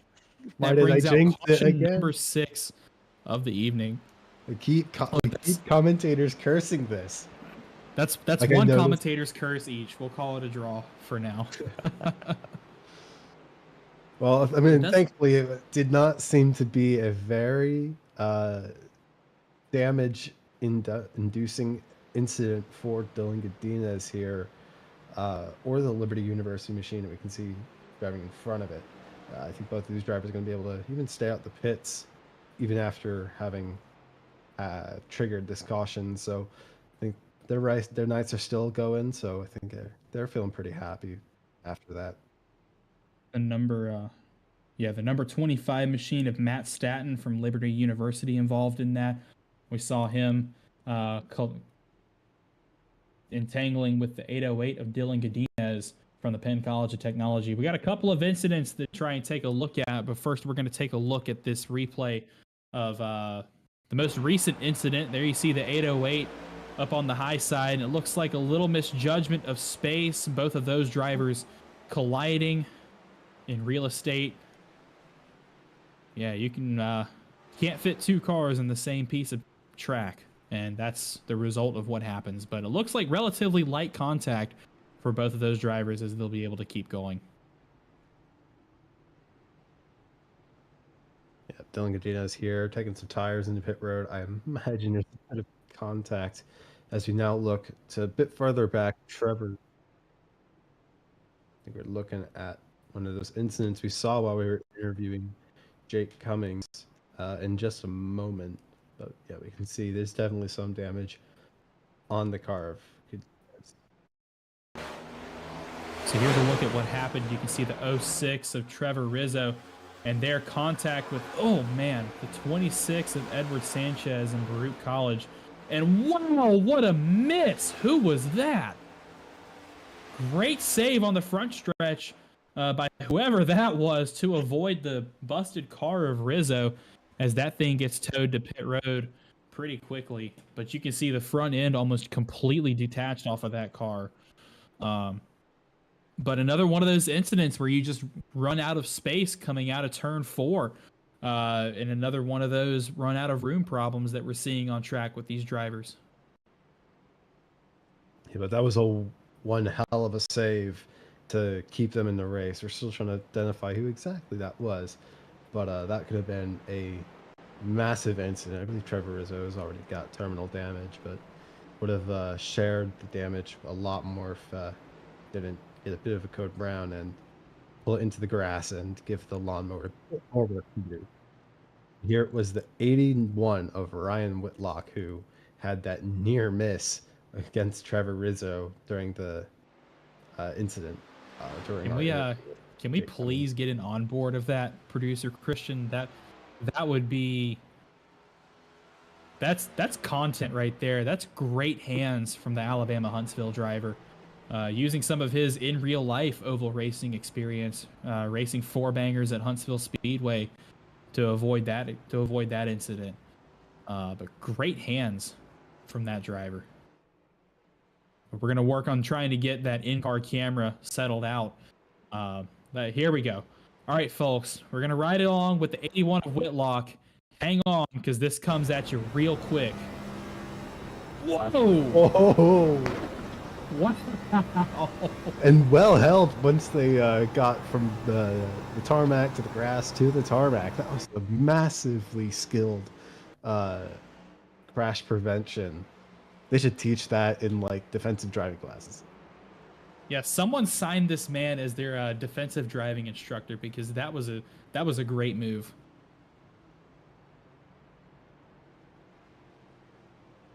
But fortunate there to not pick up any damage aside from some lawn clippings going through the front stretch grass for Ryan Whitlock. Great save from him. As I believe we're getting close to the halfway point in this Love and Hate 200 presented by The Familiar Strange, celebrating the debut of their self-titled album Familiar Strange, now streaming on all platforms. If you're into rock music, go check them out. Great album, great band, and we're thankful for their support here in the CIL College Cup Series.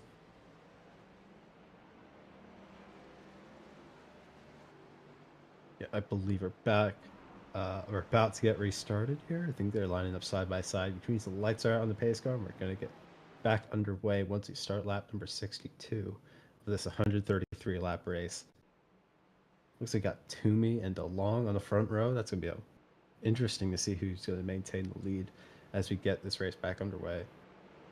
Lucas Moody, Matt Nordberg, row 2, Ricky Paz for Valparaiso University. Haven't said his name yet tonight. He's cracked into the top 5 for the first time tonight. Right next to Clint Halterman, the hometown hero, trying to get the job done at his home race as we are about ready to go green flag racing once again. Benny, the pace car driver, makes the hard left onto pit road. Thomas Toomey, our control car, is going to get to the Geico restart zone. Outside of him, Austin DeLong. Toomey hits the gas. Barney throws the green and says, send it.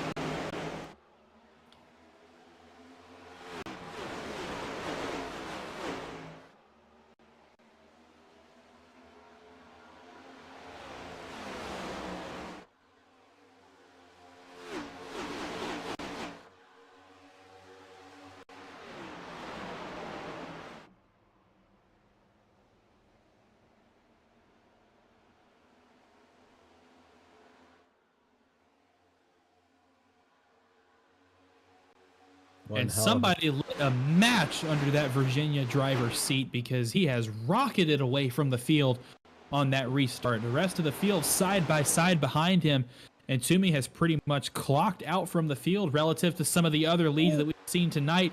Some pushing and shoving, naughty on the backstretch going into turn 3 between some of our drivers further on back in the top 10. As Whitlock with another big save right there, but he ends up in the wall. We're trying to do some bump drafting like we're at a super speedway, like a float track. I think we, in our interview with Stockman, we only have one on the season, so maybe they're trying to get a little bit of their super speedway fill on these shorter tracks, which I won't advise. I'll try to be that angel on your shoulder saying, please don't wreck everybody.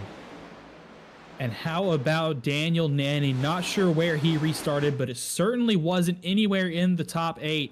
He has now taken away the second position and is on a hell march to the front of the field to try and take the lead away from Thomas Toomey, but he's got a mirror full of Austin DeLong and PCT right now. Lucas Moody and Edward Sanchez side by side for 4th place. Now Sanchez is able to take that position away. Now the battle goes 3 wide between Nordberg, believe that was Nordberg, Morton, and Halterman for the 8th position, as they're going to settle that out in the middle of turns 3 and 4, as it's about the top 12 or 13 cars that have broken away from the rest of the pack. Yeah, crazy little bundle. I'll call it a platoon for your traffic engineers here. But this group here is doing quite some chaotic stuff here. We see Nordberg, they're actually doing some bump drafting on Ricky Paz to maybe try to catch up a little bit more, but gets caught out by the dirty air, it seems, and washes up top. And gets a little bit of wall contact too, so maybe that's a bit of karma for trying to do the bump drafting that I keep trying to tell him not to do. Nordberg relegated to the back of that front running pack after some contact with the turn 4 wall. But looking back up towards the front of the field, the battle for the lead is on, as Nanny has taken the lead away from Toomey, but Toomey's not going to go gentle into that good night, as he now actually loses second place to Edward Sanchez.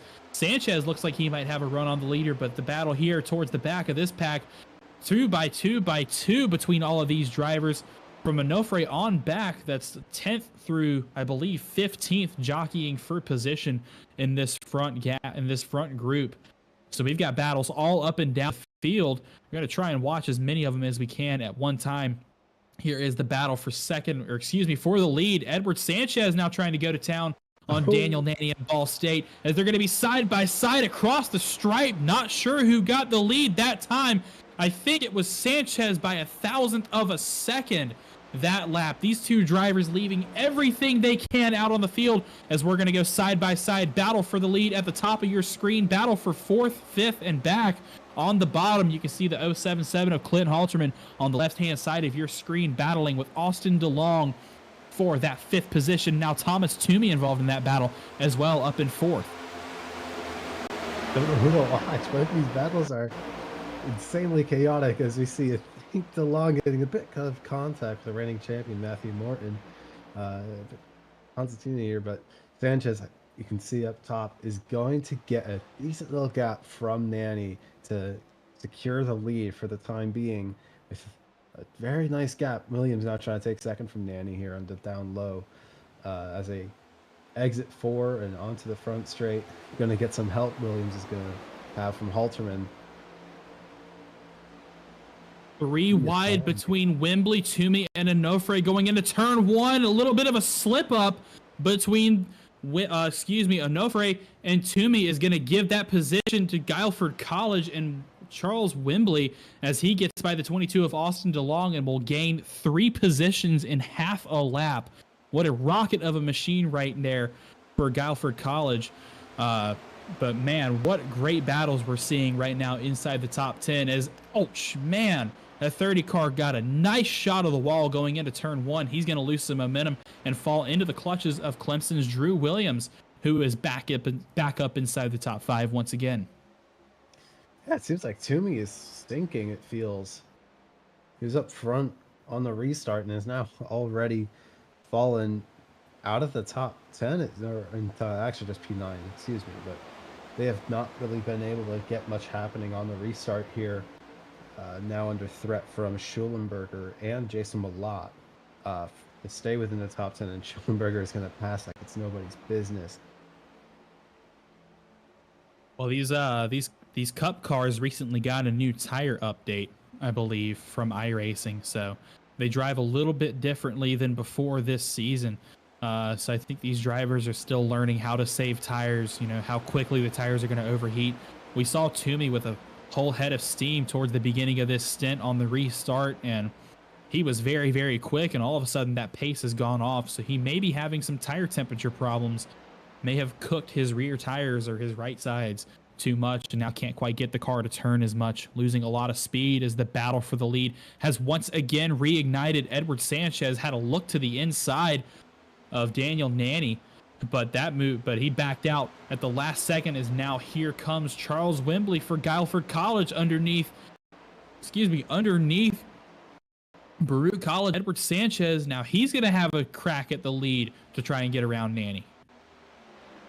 And it's anyone's race. It seems like there's a couple laps where you see Nanny up front and Sanchez and Williams. It's like so much give and take, and it's again as I've said before, it's proving why this track is so popular with these drivers. We see Sanchez get a little bit of, more familiar with the wall there, giving it a bit of a paint job. But there's just so much give and take, and it's so nice. I feel like even making a pick on who's going to win here is a really bad idea because there's no way of knowing as we see Wembley take the lead away from Nanny here. And I believe this is going to be their first lap led tonight if they could stay in front as they cross the stripes this time around. And ahead indeed, Wembley will be as he leads his first lap of the night, approaching lapped traffic. That's the 25 car of Matt Statten from Liberty. He's going to go to the high side, let the field go by. Smart racecraft move from him as the battle for the lead. That actually throws a wrench in the battle for the lead now as Wembley is able to get about a quarter of a second lead over Nanny. Williams has now cracked his way inside the top 3, but here comes Edwin Onofre in that mean green UNT machine looking around the outside of Williams. Going to try and take away that third spot going into turn 1.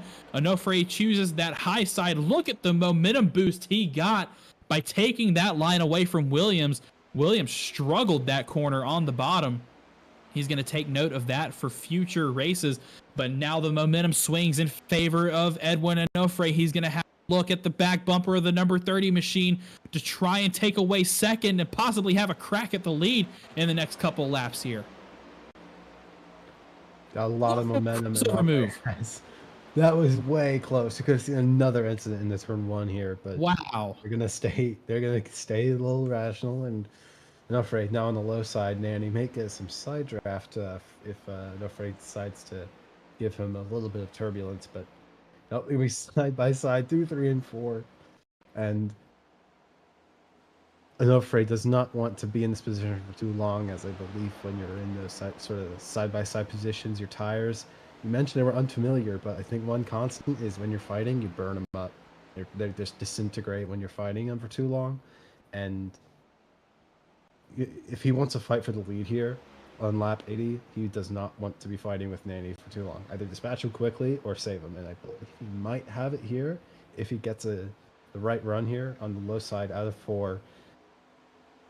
No, they're still going to be alongside, crossing the stripes to start lap at 81. Nanny is still on the outside here. Guess who's back? Back again. It's Drew Williams and Matt Morton in 4th and 5th. They're battling it out for position at the moment, but those two momentarily fell outside of the top 5. They've worked their way back up into charging position as well. As these two drivers, 2 of our championship 4 from last season, are going to try and have a go at the lead, but they've got to get around these other cars in front of them. But while we've got a little bit of a lull in the action, you mentioned naturally aspirated V8s at the top of the show. Man, those engines sound so great. Let's let them shine for a little bit as we're going to go CIL full send.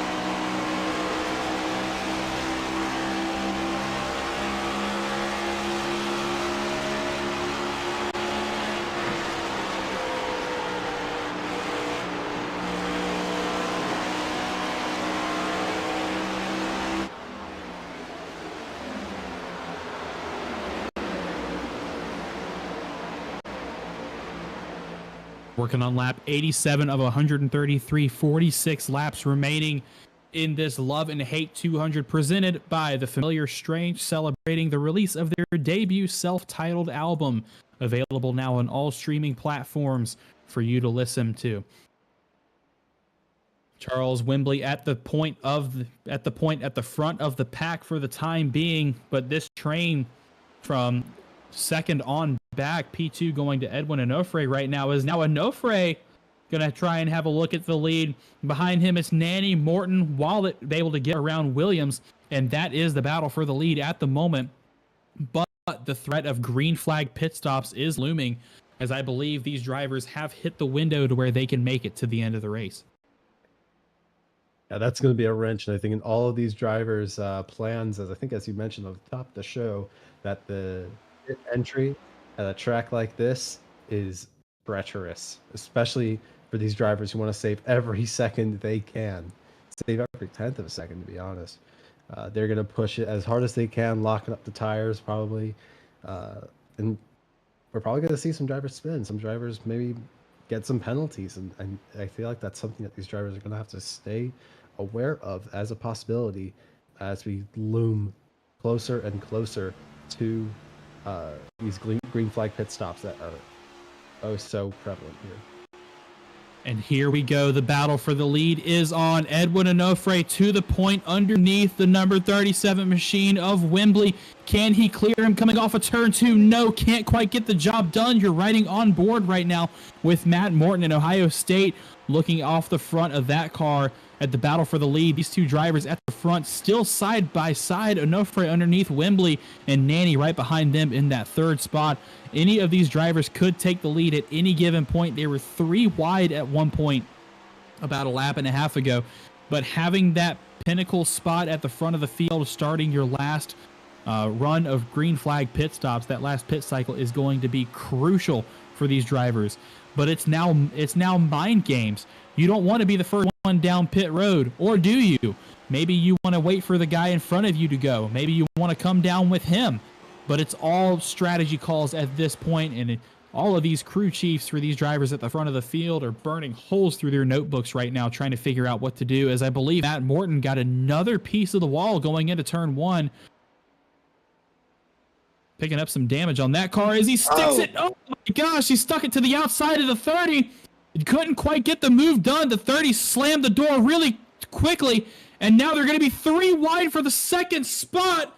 Onofre on the bottom side bails out the number 1 of Morton, leaning on Nanny through the corner. That was almost a disastrous incident for all of those drivers inside the top 5, except for the man who's walked away with the lead for the time being, almost half a second. Charles Wembley, Guilford College at the point. That could have been a massive accident that took out some of our our strongest drivers in this field here. Thankfully, they had their wits at the end and were able to keep it under them and are continuing on. But Wembley, I imagine, seeing that has a massive grin on their face. Although that lead has come down by 1.5 tenths that lap, Daniel Nanny and Matt Morton, the rest of the drivers have decided that it's go time. They're going to try. I think they're going to try and stretch this fuel tank and set of tires as long as they can. As you look at all of these cars, I believe it's the top 8 that are locked in this battle from Wembley all the way back to Halterman. You can see side by side with Schulenberger and Wingate University trying to salvage a good result for Wingate after Jake Cummings taken out of the race. Actually, he's back on track. Oh my gosh, they got that car fixed. That is unbelievable. So he's going to try and help his teammate, albeit from more than a handful of laps down, to try and get him up towards the front of the field. And I think he has a bit of a trump card here, and this is also something I was going to point out with Nanny. Being a Ball State driver, Ball State has like 5 drivers in this grid, right? So I think they have a little bit of an element of strategy advantage, being that they can have someone a bit further back who's not fighting for the lead. Maybe try pitting earlier, see how the lap times run, see how they feel about the track at that point in time, and then Nanny can make their decision on when to pit based off of that testimony. And try to give their leading driver the possibility of winning this race by any means necessary, including that of sabotaging their teammate for strategy calls. And I think Schollenberger might also have that if Cummings is also sharing the track. And I think especially here, because they're right next to each other, so Cummings being so close can maybe give a bit of advice to their student teammate. Strength definitely comes with numbers in here in the College Cup Series. We've seen it in the past. Clemson with a ton of drivers in the field at one point. Then that torch passed to St. Clair College, and now I think it's Ball State now fielding the most drivers in the field at 5. But teammates definitely love working together in this NASCAR circuit. The more information you can have about tires, about track conditions, about pit cycle strategy, the more numbers you have, the better off you are, and the more successful you'll be at getting a car launched into position to possibly win the race. And that's exactly what Wingate University is doing right now, at the expense of Jake Cummings out of the running of this race. Basically, he scored many laps down after his early race incident. As now, here we go, battle for the lead is on. You see at the top left of your screen, Matt Morton going to the inside of Charles Wembley. Can he get the pass to stick coming out of turn 4? Yes, closes the door. Lap traffic of Ricky Paz and Valpo University underneath them at the moment. But Matt Morton is going to be your new leader with 34 laps remaining in this event. We still have a pit stop left. It all depends on when these drivers choose to make that last pit stop, or if they can save their resources and possibly make it to the end. I don't know if they can.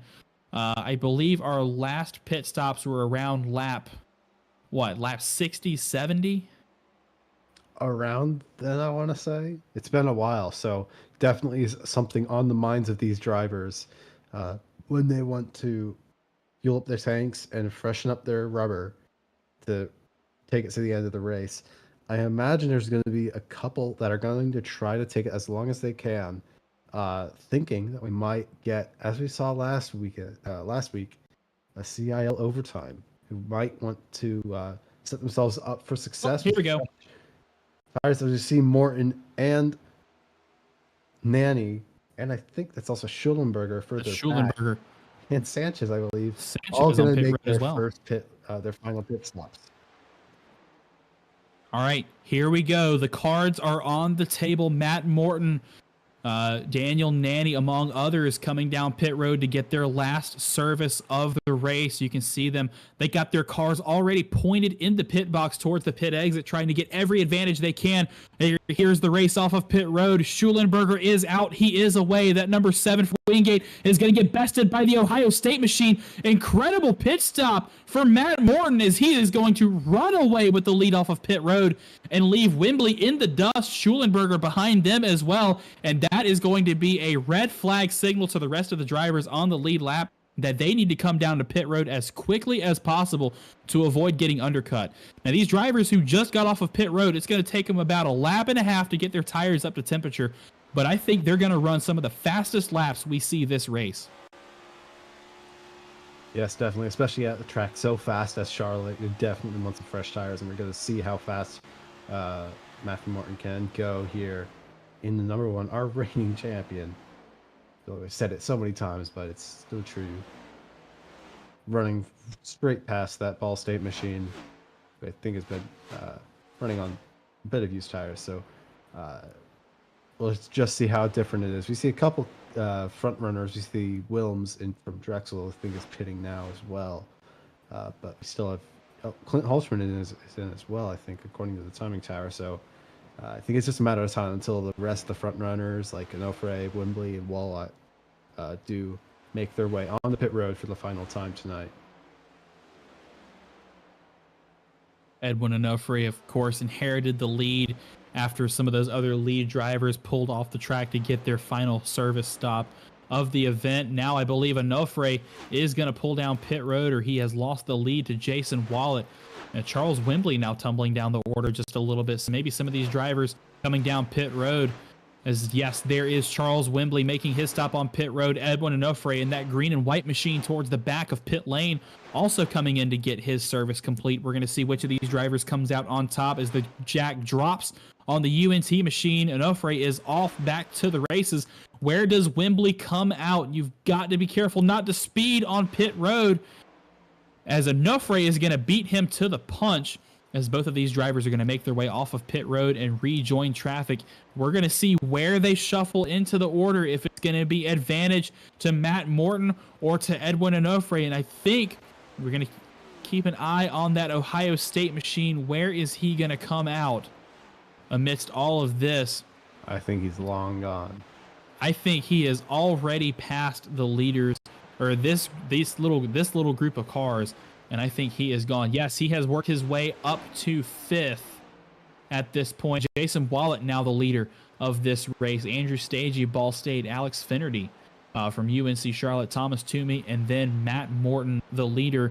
Matt Morton will cycle out to be the leader when all of this changes. So it looks like the undercut may have worked, but there's still about 23 laps left in this 25 laps left in this race before everything is said and done. Yep, plenty more action to go. We can see on the timing tower 4 drivers who are still left to pit. But Morton's back on the lead lap and ready to take the lead away once everyone has pitted. So definitely going to be in Morton's hands as we continue on, unless if some extravagant circumstances closes up the field and gives Onofre the chance to fight for the lead.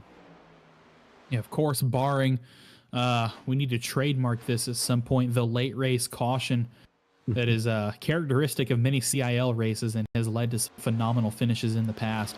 But there's one driver right there who does not want to see the caution, because he has a huge lead over the rest of the field right now relative to where he's at. Now trying to get around Thomas Toomey. Thomas Toomey, one of those cars that has yet to pit, so Toomey will now be relegated to at least 1 lap down finishing position if he can't make it to the end, as Matt Morton now on a charge through the field, maybe to take the lead by brute force if some of these other drivers stay out as long as they are.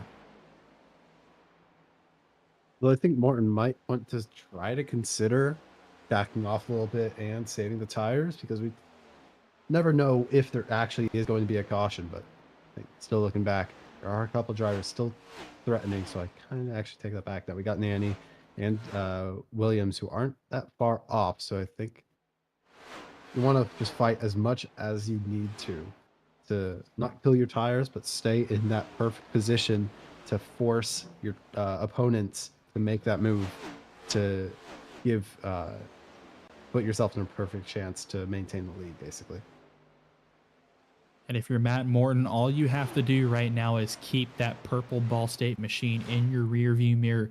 Don't let him get a crack at you for the lead, and don't let him get anywhere near you or teammates, as our Muhammad Alif is going to play nice right there. He definitely could have played spoiler to Matt Morton and made it extremely hard to get around to try and advantage his teammate, but Alif is going to let both of them by, as this is the battle for the race win right here unfolding between Matt Morton and Daniel Nanny. It's Ohio State versus Ball State, 2 schools that are probably less than 100 miles from each other in Ohio and Indiana.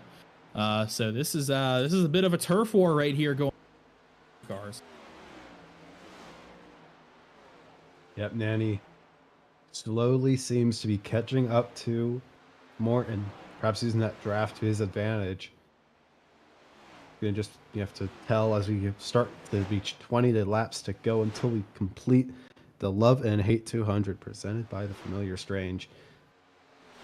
Nanny trying to fight his way past Matthew Morton to score their first win of the seasons, both of them. I imagine both of them are going to try to give it their all to try to take this win. It's going to be a matter of time. Both of these drivers lining up their move. Matt Morton now navigating lap traffic, getting around. I believe that is the that is the 321 of Alex Finnerty from UNC Charlotte going another lap down right there. Andrew Stagey now currently scored as the leader of this race, 15 seconds ahead of Matt Morton. But Matt Morton now coming under fire from Nanny. Oh my goodness, we might have a battle for the lead here, folks. There's only a car length and a half separating these two drivers. You can see the laps ticking down at the top left hand of your screen. 18 laps to go in this race as now Nanny is there. He has the opportunity to make the pass. Can't quite get the job done there going into turn one, but this is going to be a heck of a battle for the lead as they've got about 36 miles to sort this out between these two drivers.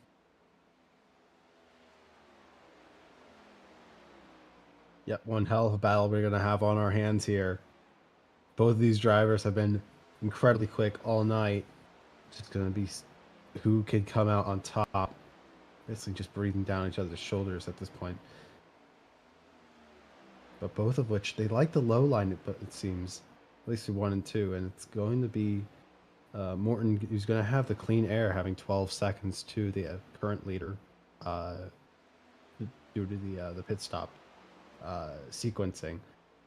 Well, Nanny's kind of following, even in the turns, in the wake of Morton. I'm not sure if that's just us threatening, a bit of a mental game, or if they are okay, if their setup is working to keep them in the dirty air behind. It's a bit of an interesting line that I'm not quite sure the merits of. So it's going to be interesting Matt to see Morton. if Nanny can fight back. Those two drivers on screen, their last lap was 2.5 seconds faster than Andrew Stagey at the front of the field. So time is running out for Stagey to stay out front and possibly secure a Hail Mary victory for Ball State. But I don't know if he's going to be able to keep that gap or to be able to maintain that gap. It's at 10 seconds now and coming down with 15 laps remaining in this event. Lots of battles throughout the top 10. It's Morton and Nanny battling for the win. Schulenberger and Halterman now locked in the battle for what will ultimately cycle out to be the 4th position. As these two going at it for P4 on track, Clint Halterman trying to secure as many positions as he can for a good finish in his home race here at Charlotte, UNC Charlotte, just a couple of miles down the road from the racetrack here. So the hometown favorites here is Clint Halterman, but he's got another North Carolina team in Wingate University. Brandon Schulenberger breathing down his neck. Charles Wimbley, Edwin Onofre also locked in a battle at the moment. Those two actually just swapped spots. Edwin Onofre went up into P7. These two actually side by side down the front stretch, navigating lap traffic. That Penn State car getting out of the way, very smart. As you see Edwin Onofre making off with that position for the time being. But here comes Guilford College and Charles Wimbley all the way up to the back bump. Guilford College all the way up to the back bumper of Edwin Onofre, but backs out right at the wrong time, loses a decent amount of ground there into turn 3. These drivers are going to come to 11 laps to go in just a few moments. Yep, trying to just make as many positions as they can. As we have had actually, I don't want to jinx about this the amount of laps that we've had under current state, because I'd like it to stay that way. But the state of this race, I won't mention any specifics, but it's been really good to see how the last X laps have been. I don't want to jinx it, so I'm being very vague, but they would do a very good job with filling what I would desire to see from this race. We have a lead lap battle coming towards the end. We have plenty of other battles along the track for a bunch of other positions as we see Stagey, the 88 Ball State machine Camaro, is finally going to come down into the pits for their final stop of the race. Barney's given all the drivers the 10 to go signal. 10 to go. That time by as Andrew Stagey is going to pull down pit road, get his final service of the race. It was a valiant effort to try and make it to the end, but ultimately the Ball State machine will come up short. But that means we get to turn our attention to these two battles at the front of the field. Drew Williams has now gotten sucked into this battle between Wingate, Clemson, and UNC Charlotte. It's a 3-way battle right now for for the last spot on the podium overall. But the battle for the lead, still Morton and Nanny at the front of the field. As you see, Stagey comes off of pit road going a lap down after making his service. But now it's Williams all over the back of Halterman. Halterman right now on that final step of the overall top 3 here at his home track. It would be amazing if he could pull this off and get on the overall podium and an interview spot at his home race. But looking up ahead towards the front of the field, that gap has once again lengthened just a little bit for Matt Morton, who's now got about a 4 or 5 car length advantage over Ball State University and Daniel Nanny. Yep, exactly what Morton's going to want is a little bit of a gap, a little bit of breathing room to see the entirety of Nanny's car, rather than if it was super close and all you can really see is a little bit of that purple, as we see on the screen here in your rearview mirror. Ricky Paz on the outside of the Prezo machine is going to play nicely and going to let them get by, as they are already off the lead lap. I think we have another lap car. I think that's Cummings on the outside in the the 100 Wingate machine, who crashed out earlier in this race, but is going to be back on. Has made it back onto the circuit to finish it out. But it's going to stay out of the way of this lead lap battle. About a quarter second separates Morton and Nanny from each other as we hit 6 laps to go in this race. And if you are Nanny, it's now or never. A quarter of a second back. Time is running out in this race. Less than 10 miles to go until we declare a winner. And both of these drivers are going to leave it out on the track. It is go time for them, as Nanny is going to try and have a go at the lead. The gap staying right at about 3, actually extending to 3.5 tenths. Matt Morton got an entire tenth on Nanny going into turn 1 that time. So Nanny may have a 30 car, maybe a little low on resources when it comes to tires. But you can see just how deep and aggressive he's driving that car into the corner as the flames come shooting out of the side of that machine. 4 laps to go this time by for Matt Morton in Ohio State.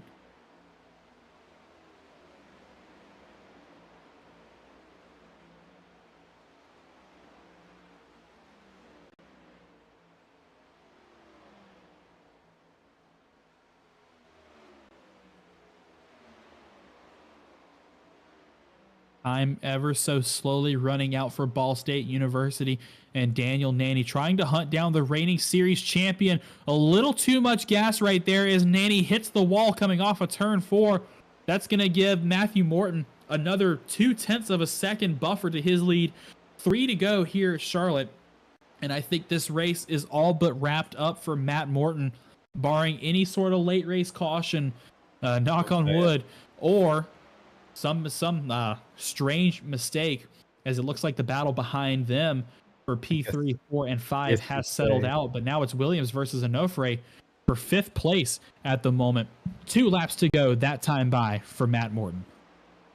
Yeah, I think this is pretty much settled, unless if we see a very possible, familiar, strange incident occurring on the track to somehow throw a wrench into this race. But yeah, I think it's pretty much Morton's race at this point, with 2 laps to go, almost to be 1 lap to go. And Matt Morton is indeed going to see the white flag this time by Barney atop the flagman stand, throwing that white flag. That is the best thing Matt Morton could have seen that time by. He's going to take the high line to try and get as much speed as he can down the back straightaway. But it is going to go the way of Matt Morton. That last pit stop won it for him. He undercut perfectly, exactly when he needed to. He got the speed advantage on the newer tires and played the strategy game absolutely perfectly. Coming out of turn 4 for the final time, his title defense has officially begun. Matt Morton wins at Charlotte. What a dominating final stretch of this race for Matthew Morton. Was just incredibly strong after that final pit stop. Perfect strategy, and really well handled by Matthew Morton to get his first win of the season here at Charlotte. And with that win, he is officially the 2nd driver locked into the College Cup Series playoffs. We now have 2 out of our 10 drivers that will be making a run for the championship. Congratulations there from Jake Cummings on track as the 2 drivers exchange some words and gestures of congratulations as that number 1 Ohio State machine is going to come down to the front stretch and burn it down for all of us.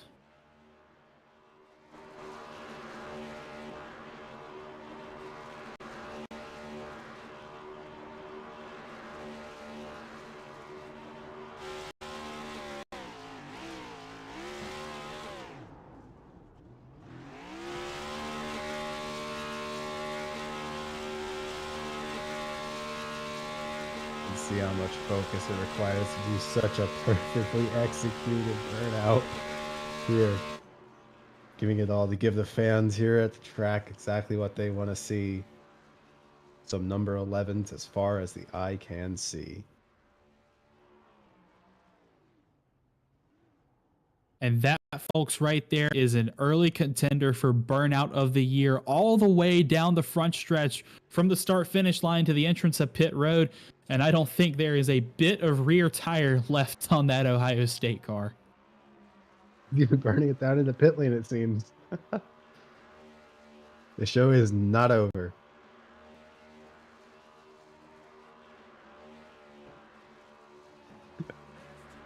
Matt Morton in Ohio State enjoying every bit of this victory right now as he's going to burn it down all the way down pit road. And, oh, finally it comes to an end. Maybe. We're going to see if he keeps going. Nope, right into the pit stall. And he's going to get out of the car, and we're going to try and get him over to the booth as quickly as possible for an interview. You can see the relief on his face. He has officially won the Love and Hate 200 presented by the familiar strange at Charlotte Motor Speedway. Let's go ahead and talk to Matt Morton, tonight's winner. Congratulations on your win here at Charlotte. We saw the strategy call at the end of the race that ultimately won it for you. Take us through that call. There wasn't much thought going into that call, to be honest. Just basically split it at half as much as I could. I really didn't remember where we went green because there were so many cautions and I just couldn't keep count. But kind of just gave myself a nice amount of laps to pull away at the end. Luckily, we were able to do that and secure the victory. Yeah, it was a really dominant last stretch of the race following your pit stop. We did see that you were like contending with Nanny behind you in the Ball State machine. Given the ebb and flow, was there anything going through your mind during that last stint of the race? No, not really. I saw he was like 1.4 seconds behind me coming out of the pits, and I knew through the first period of the race he was going to push a little harder than me, but I knew I would have pulled away at the end. But yeah, he got close to my bumper, but I knew I had the tires left in the tank, the right front in the tank, and was able to pull away and secure the dub. Well, the dub indeed, that has officially locked you into the playoffs. Once again, your title defense is officially underway. What does that mean for you for the rest of the season going towards the playoffs? It's pretty nice. Have a spot safe in the playoffs, 2 races in. Wish it was last week, but you know that happens sometimes. But yeah, it just feels nice having the security going into the rest of the season and just play strategy for wins as much as I can. Hopefully build up more momentum and get the second title in a row. Yeah. Well, congratulations on your win tonight. Well, while we've got you on the show, is there anybody you'd like to thank or shout out? Like to thank you guys up here in the booth. It's pretty cool to go back and watch some of the stuff you guys do, broadcast our race. Like to thank everybody at the CIL staff for the oval side. Fun participating in the league. Like to shout out Ohio State. Yeah, that's pretty much it. Well, congratulations again on your win, and hopefully we'll see you back here in the booth soon. Thank you guys. Go Bucks. Yep, there it is. Can't have an interview from him without that Go Bucks. Love the school spirit here in the CIL. Yep. Always love students representing their school in any way, shape, and form.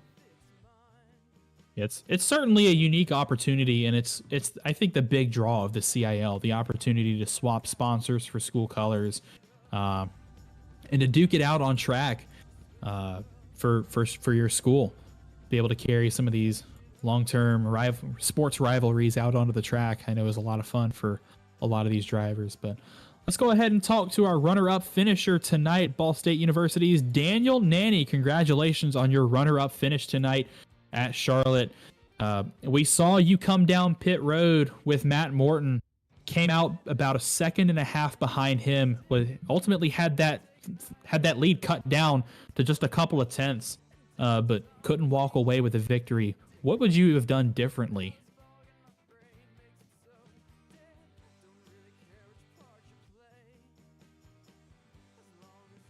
You got a copy?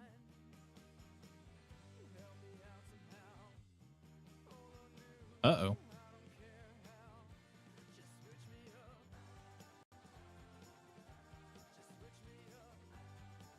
Oh, I think we might have got something there. Daniel, you got us, buddy?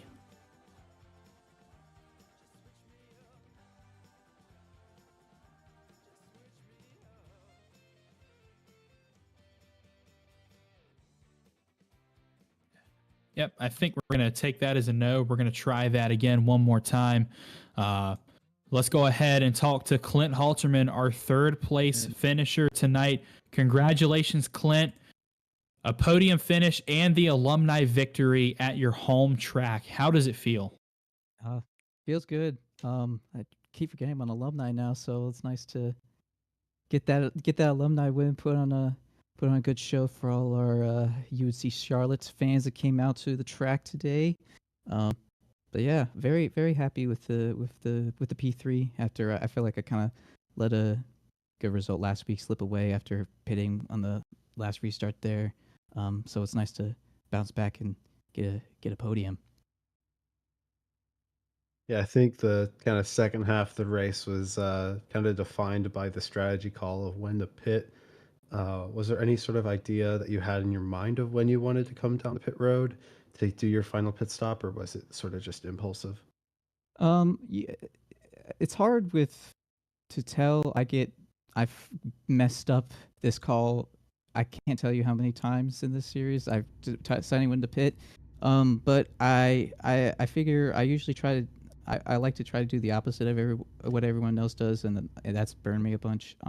So I try to do something a little bit in the middle. I saw guys starting to pit around lap 100 and something. I just felt that was a little early. I wanted to get to about 30 to go to make my last pit stop, and so that's kind of what I shot for then, because I knew the tires just fall off so much after about 10 laps or something like that. I just to get to a point, had a little bit of offset on tires there. I had about 4 or 5 lap fresher tires than the guys I was racing with before I pitted. So I wanted to make sure I had that offset. And then once I was back on track, I wanted to be just kind of taking care of the tires for a little bit, and that seemed to really work out. Then I think I did. I don't think I'm very good at saving tires, so I'm pretty proud of myself being able to take care of the tires tonight, especially with the car being as tight as it is. So definitely was just looking to do a little something different, but really wanted to get that a little bit of fresh tire advantage there. Yeah, Clint, you said it yourself. You finally got the call right. A really good finish tonight at your home track. This is a huge boost of momentum for you going into the rest of the season, especially looking the next couple of weeks. How is this going to help you out in your run to the title? Yeah, this is it's big help, really. I know I had a couple of results last season where I didn't think I really had, I didn't really feel like I had the fastest speed or really where I wanted to be, and was able to pull out those decent results just by keeping the car clean, and that's super important. And it was hard to tell. I didn't really know what my pace was going to be like coming into this race. But this is really, it's always good to get a podium, and I think next week is Iowa, and Iowa's one of my favorite tracks. And then of course we got 2 road courses coming up, which I enjoy quite a bit. So getting a good result here, and then going into some of my favorite tracks, the big momentum booster.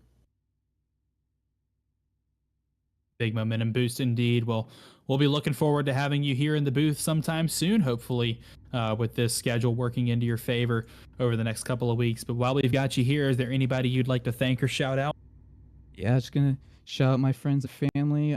Shout out my buddy Alex Finnerty making his first start of the season. Just was he's pretty new to iRacing, so he's just trying to look to keep it clean, and he did a good job. Kept it clean, didn't cause any incidents. Just saw that my Charlotte Hornets beat like the best team in the West. Shout out to them because we aren't very good and we somehow won, so that's cool. And shout out to y'all for putting on another great race. Always, man. We're glad we have you here. Congratulations again on your P3 and your alumni win, and we'll see you here again soon. All right, thank you guys. That was Clint Halterman of UNC Charlotte, finishing 3rd overall on the podium and was the highest alumni class finisher tonight. So he's going to get a big points haul for the UNC alumni squad as they make their run toward the alumni title and the overall title as well. But man, John, what a heck of a race. We saw it all. We saw huge crashes and spills. We saw great battles from front to back. We saw a lot of side by side, definitely some chaos strewn out there among the field as well. But man, Charlotte does not disappoint. I love this track so much.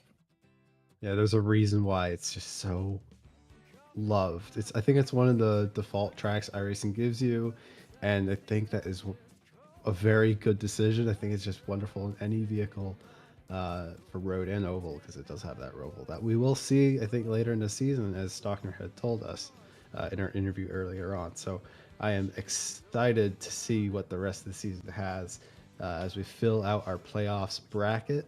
But man, tonight was a wonderful race. I'm super happy to be here to see it. Yep, playoff bracket spot number 2 goes to Matt Morton and Ohio State University after their win tonight, as we're going to look forward to the rest of the season laid out before us. But before we get into the later action this week and next week, let's take a look at tonight's final results from our Love and Hate 200 presented by the Familiar Strange. Taking the win tonight, Matthew Morton, our reigning College Cup Series champion from Ohio State University. Second was Daniel Nanny from Ball State University. Couldn't quite get it done, but good effort today. Clint Halterman from UNC Charlotte, who we talked to earlier, finished in 3rd place, followed by Brandon Schulenberger from Wingate. Edwin Onofre from the University of North Texas took it home in 5th, followed by Drew Williams from Clemson in the 123 Camaro. Charles Wimbley from Guilford College in the 37 took it home 7th, followed by Jason Malott from Drexel. Matthew Nordberg in the 9th position from North Carolina State University, then followed by Ryan Whitlock from University of Alabama, Huntsville. P11 is going to go to Thomas Toomey from UVA. PCT's Dylan Godinez in the 808 machine is going to finish 12th. Another PCT machine, Austin DeLong, will finish 13th. Edward Sanchez will finish 14th for Baruch College after spending most of the day fighting up towards the front of the pack.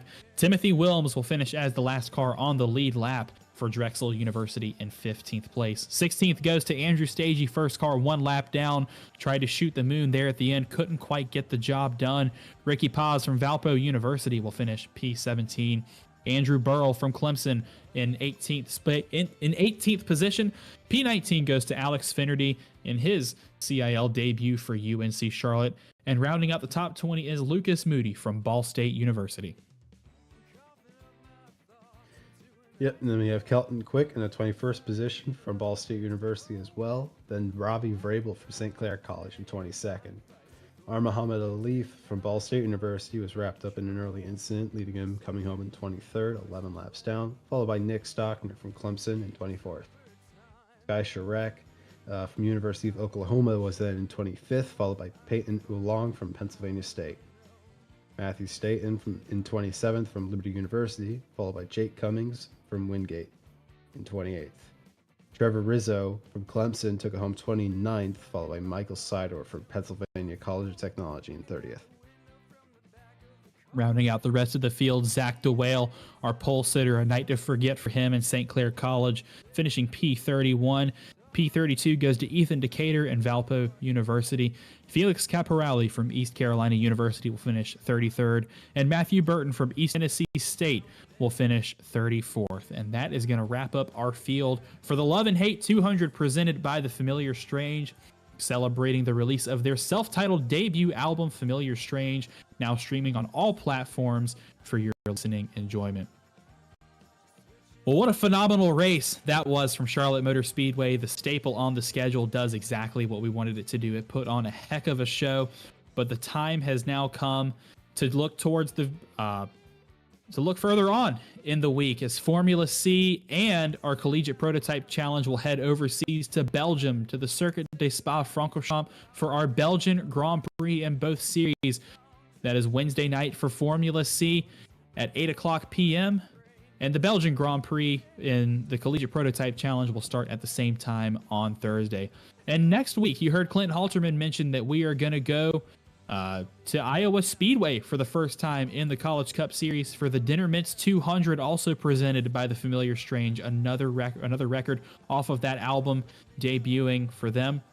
That is going to be at the same time as usual, pre-race show beginning at 8:30 Eastern, on-track coverage beginning at about 8:50 here live on the CIL YouTube. And I believe that is going to do it for us tonight from Charlotte Motor Speedway. So on behalf of myself, co-commentator John, producers Christian and Keith, and all of us here at the CIL, we want to thank you all for tuning in to tonight's show. And until next time, stay fast.